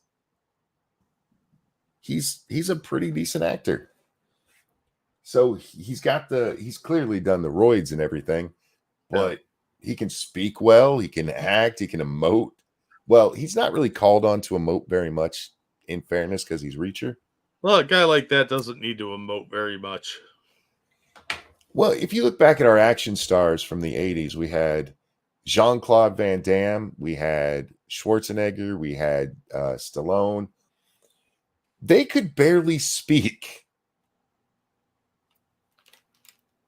To have one that can enunciate, it's neat, man. Excuse me. We had Chuck Norris. Thank you. All right, look, Chuck also wasn't a giant meathead. Yeah, but that's because it was forced vengeance. The other three that I mentioned are meatheads, let's be honest. They are steroided up meatheads. Yeah. So there's hope for Commando 2. He would really be good if somebody wanted to start a new action franchise. The guy who plays Reacher would be excellent for it. Seagal, I would also argue, doesn't speak real well. Yeah, I'll go along with that. Yeah. He's the problem with I see Eagle says Chuck Norris can't act. I don't totally disagree with that, but I love those old canon films like Delta Force and Invasion USA. It wasn't about that for me. It was about because you can't be like an action person and be a good actor. For some reason, those two things don't really seem to go together unless you're a unicorn like the Reacher dude. Faithless says Seagal, the Kung Fu Whisperer. Oh man, Seagal was he's a mess. Kick your ass. I like a couple of his early movies, like Above the Law and Marked for Death, because they're goofy fun. Oh yeah, but they're not good movies. They're terrible, but they're fun. Bass says I forgot Dolph Lundgren. I didn't forget him. As far as I remember, he only headlined one movie that I can think of. I'm sure he had a couple more, but they were so B that nobody watched them except Jack. I love Dolph Lundgren. See, the only one I can think of is The Punisher, which I hated the Punisher he was in. Yeah, that was a Mac Bolan movie. He did. Look, I like Dolph, I really do, but yeah, he was always more of a side character. He played although Silent Trigger is a great underrated film. See, I told you he'd see some. Yeah, there was one, I forget what it was called, but there's a line where he's talking to the chick in the movie. He's like, "What do you think this is? Some bad movie?" And then he looks at the camera just for a second. It's great. Oh, he knows He-Man. it's in bad movies. He doesn't care. You're right. He was He-Man, wasn't he? Yes. Yeah. He's also Thunder Gun. If you guys have never seen Thunder Gun, check it out. He-Man and the Masters of the Universe was a canon film as well, by the way. Yeah, He-Man was a shit movie. Let me ask you this. Let me ask you this. How come all of these fucking things, He-Man, they've done it with Mario. They did it with both Mario movies. How come they have these properties and instead of leaving them in their universe, they have to bring them to Earth for some reason? Because they're lazy. It's creatively bankrupt. But it would have been cheaper to have it based in Eternia and just go out and film in the desert or in the woods somewhere. And I'm sure you could get a castle rented cheap and then just, do the interiors of Grayskull that way. The sets on that looked pretty good when they were on Eternia. Like Castle Grayskull looked really cool. Frank Langella looked awesome as Skeletor, but the script was dog shit. And the chick that played Tila, I wanted to bone her so bad. Oh yeah. That one grocery store that did the He-Man commercial is the best He-Man movie ever made. Oh yeah, absolutely. The production value on that thing, the costuming on that thing, fuck. I don't remember the name of it, guys. You'll have to look it up. But if you haven't seen it, it's worth checking out. I'm just not ready to end yet, Jack. So I'm just shooting the shit. Oh yeah, yeah. No, there's a lot of those movies that could have been awesome. Like the chick that played Evil Lynn, was that Michelle Pfeiffer? Might have been. Michelle Pfeiffer? I don't think remember. It might have been. It was some famous chick. She looked really great as Evil Lynn, even though she should have had yellow skin. Probably afraid of upsetting the hypersensitive Asian community, though. But yeah, they really dropped the ball on that film. It was so sad. That so much potential. Courtney Cox was in that? Yeah, she played the human chick. Oh my god! See, I never remember her in anything. Oh, it's Meg Foster. Thank you, Assassin. Every so often, I will see her in something and go, "Holy shit, she was in this!" Because she's pretty forgettable to me. Even as Monica, I mean, she's like the least interesting of the three girls on that show. Yeah. Well, who was Jennifer Aniston's first movie? Was Leprechaun? Yes. Yeah, that's Was what it I thought. Leprechaun or Leprechaun 2? I forget. Like it matters. Like it matters, yeah. The only good ones were Leprechaun in Space and Leprechaun in the Hood. I've never seen any of the Leprechaun movies. Oh, they're all horrible. They're the premises make no sense. Is okay, I gotta look it up before I say it. How the fuck do you spell leprechaun? There it is.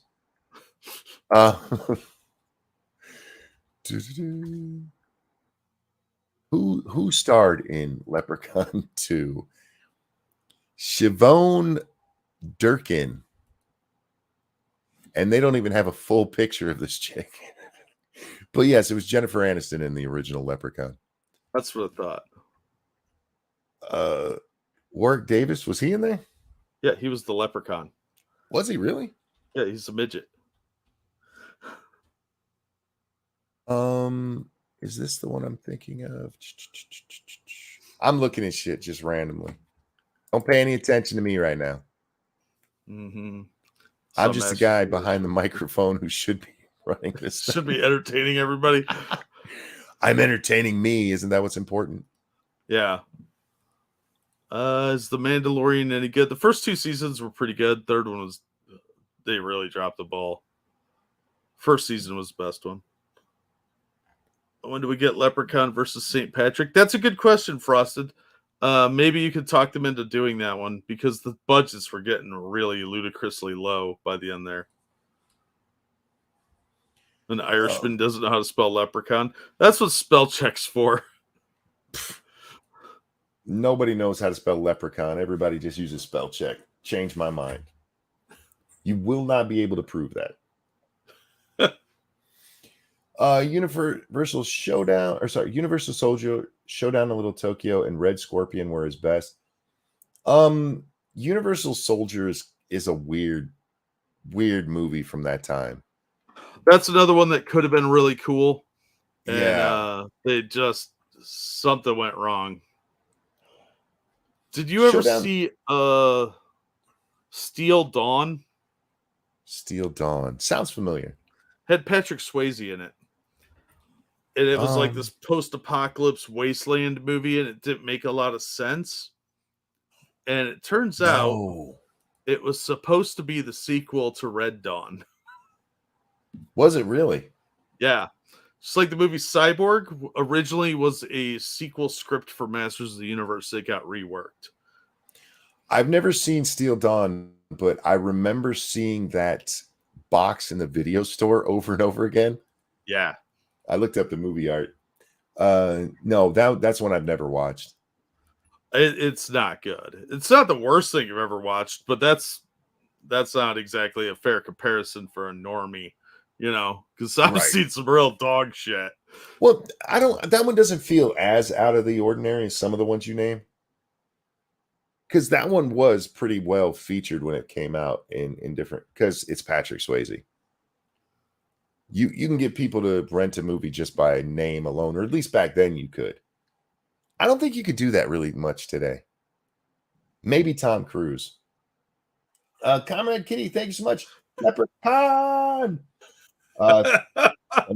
Appreciate it, my friend. Indeed. Yeah. After I saw the Critical Drinker point that out, because I didn't even really pay that much attention to that stupid Into Darkness movie. But when he pointed out just how asinine it was for Spock to be yelling Khan like that, it eats at me now. They've ruined everything. They do it on purpose. It's all about replacement. Replacement. Not just replacement, because you've talked about I've seen you talk about this too. It's replacement and the deconstruction of the original. Yep. They have to deconstruct it and at the same time replace it with this new deconstructed thing. Mm-hmm. They think it makes them look smart, and it doesn't. It just makes you look like a dick. Exactly. And look, there's places for deconstructionism. There can be good deconstructionist movies. But typically you don't do it with an existing property.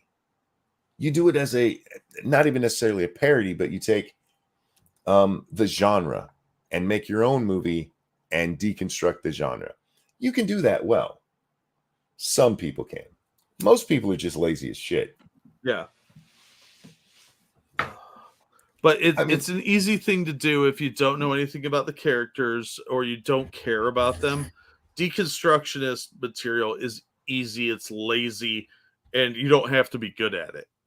Because you're like, oh, you just don't understand it, man. It's too intellectual for you. I was deconstructing it, see? Yeah, you're just lazy. You're not creative and you can't work within boundaries. It's kind of one of the things I really like about the original Scream. Because you can make the argument that there's deconstructionist themes running through it, but still while embracing it and appreciating the genre. Because they literally tear down the genre in front of you, with the rules. Never go anywhere alone. And at this time, somebody's going to be the killer. You know what I mean? But that's because Wes Craven was talented. Yeah. I don't know any other way to say it. No, he understood the genres that he was deconstructing, which is something that fundamentally most of the people doing it now do not. They don't have any respect for the genre they're deconstructing, and they don't have any respect for the characters or knowledge of them. And that's another part that what you just said there. Wes Craven respected that genre. That genre made him a shit ton of money. Oh, absolutely. That made him a household name. Yeah. The meta thing in Scream got old after a while. In the first movie, it works. As they got onto the second one, where he made a video so he could still be the one where who was it? Jamie Kennedy. Yeah. Jamie Kennedy, thank you. Can still be the one telling him what happens. And it doesn't he pop up in the third as well? Yes. I believe so. Yeah, so they took it too far. In the first one, it worked very well. In my opinion. Yeah, the first one is borderline an homage film. Yeah. Where they deconstruct it, but as it got on, it progressively got a little dopier each time because you can only do it so many times. And yeah, you could do 2 and 3. After 3, it just kind of fell off a cliff. Although 4 was a great movie, it was not really what the originals were. It was a new thing. I haven't seen 4 yet. I liked it. I think it was 4. Yeah, 5 was kind of dumb. I still haven't. 5's the new one, right? No, 6 is the new one. It's just called Scream. Oh, okay. Yeah, I haven't seen it. Frosted says I never considered Scream scary. Scream is actually one of the few that did scare me, and not because the jump scares, but because there wasn't a supernatural element. Yeah, I'm not afraid of the supernatural. I'm afraid of people. Yeah. Did you ever see that movie Fear with Marky Mark? No. It was Mark Wahlberg and Greasy Reese Witherspoon. She's like a 14-year-old, and her dad is the guy from CSI, the original autistic detective guy at the crime lab. Yeah, I know. Can't think of his name. When you talk about him, I think of him as Pat Garrett from Young Guns 2. Oh, was he Pat Garrett? Yeah. Oh, I try and block those movies out. Anyway, the gray-haired old man is her dad, and then Marky Mark's like this guy that she hooks up with, and he turns out to be a complete raving lunatic. Oh. It's not a bad movie, but it's definitely not a movie most people are going to watch more than once. But it's got kind of a lot of the similar themes. Like there's elements there that you weren't expecting. If you know nothing about the movie going in, it's a lot more interesting than if somebody told you about it ahead of time. Scary Movie 1 and 2 are my favorite parody movies of scary movies. Scary Movie 1 and 2 are excellent. They are excellent. 2 probably goes on a little too long. Probably could have cut 15 minutes out of it. But Scary Movie 1 is almost, there's times where it is word for word Scream. Yeah. That is a parody in the tradition of Airplane, which literally just used a script from an old movie. Yeah, that was basically Airport 77, wasn't it? I think that's what it is, but I don't remember. I know they bought a script and they pretty much just used it. They bought the rights to some old script, yeah. Where was that? Showed a buddy of mine Blazing Saddles a few weeks ago. Guy thought it was hilarious because it is, and especially by today's standards, some of those lines are just holy shit. I can't believe they said that. Yeah, you wouldn't get away with that now. Of course, you have the good sense to not tell anybody we spoke. Oh, that fucking movie. Anyhow, I think we're gonna wrap up here, Jack. I don't know about a game stream tonight, guys. Actually, I'm not doing a game stream tonight. Maybe one tomorrow if I get time. But I'm gonna try to go to sleep right now, Jack, to get my sleep a little more normal for tomorrow.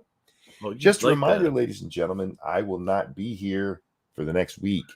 I'm going to be on vacation. I will be back Friday. Jack, you're going to be trying to stream, yes? Yes. Make sure you have the link to your channel in the chat here. Yep, I will toss it in a moment here. It is in the description, guys, so make sure you pick it up there if you don't have a chance to get in the chat. Thank you so much for coming and hanging out with us, guys. Thank you for the donations. You guys are so kind to us. We really appreciate it. Anything you want to show? I got nothing. I haven't been doing enough. Now, there's a very small chance I might make a short or two while I'm on vacation, Jack. We'll see what happens. Don't hold me to that, but if I get bored enough, I might do it. Yeah, well, you're going to get bored. I'm going to get bored. You know I will. I wake up at all weird-ass hours and everybody's sleeping, so I go sit out on the porch by myself. Good time to just go out there and talk about shit that pisses me off, yeah? It'd be a good time to make a TikTok, too. Yeah, I'll probably stick with shorts if I do anything. Guys, don't forget to look at the links and check everything out. And hit that like button on your way out if you haven't done so already. Share. And subscribe if you haven't already. Make sure your notifications are turned on because YouTube doesn't think, as fans of the show, that you actually want to know when the show is on. YouTube can't YouTube very well. True. Jack, a pleasure as always, dude. Always glad to be here. Everyone, have a wonderful night. I'll see y'all in a week. Bye, everybody. This is my last song for a week. I should make it a good one. Your mama's boobs taste like vanilla and her crotch like pudding.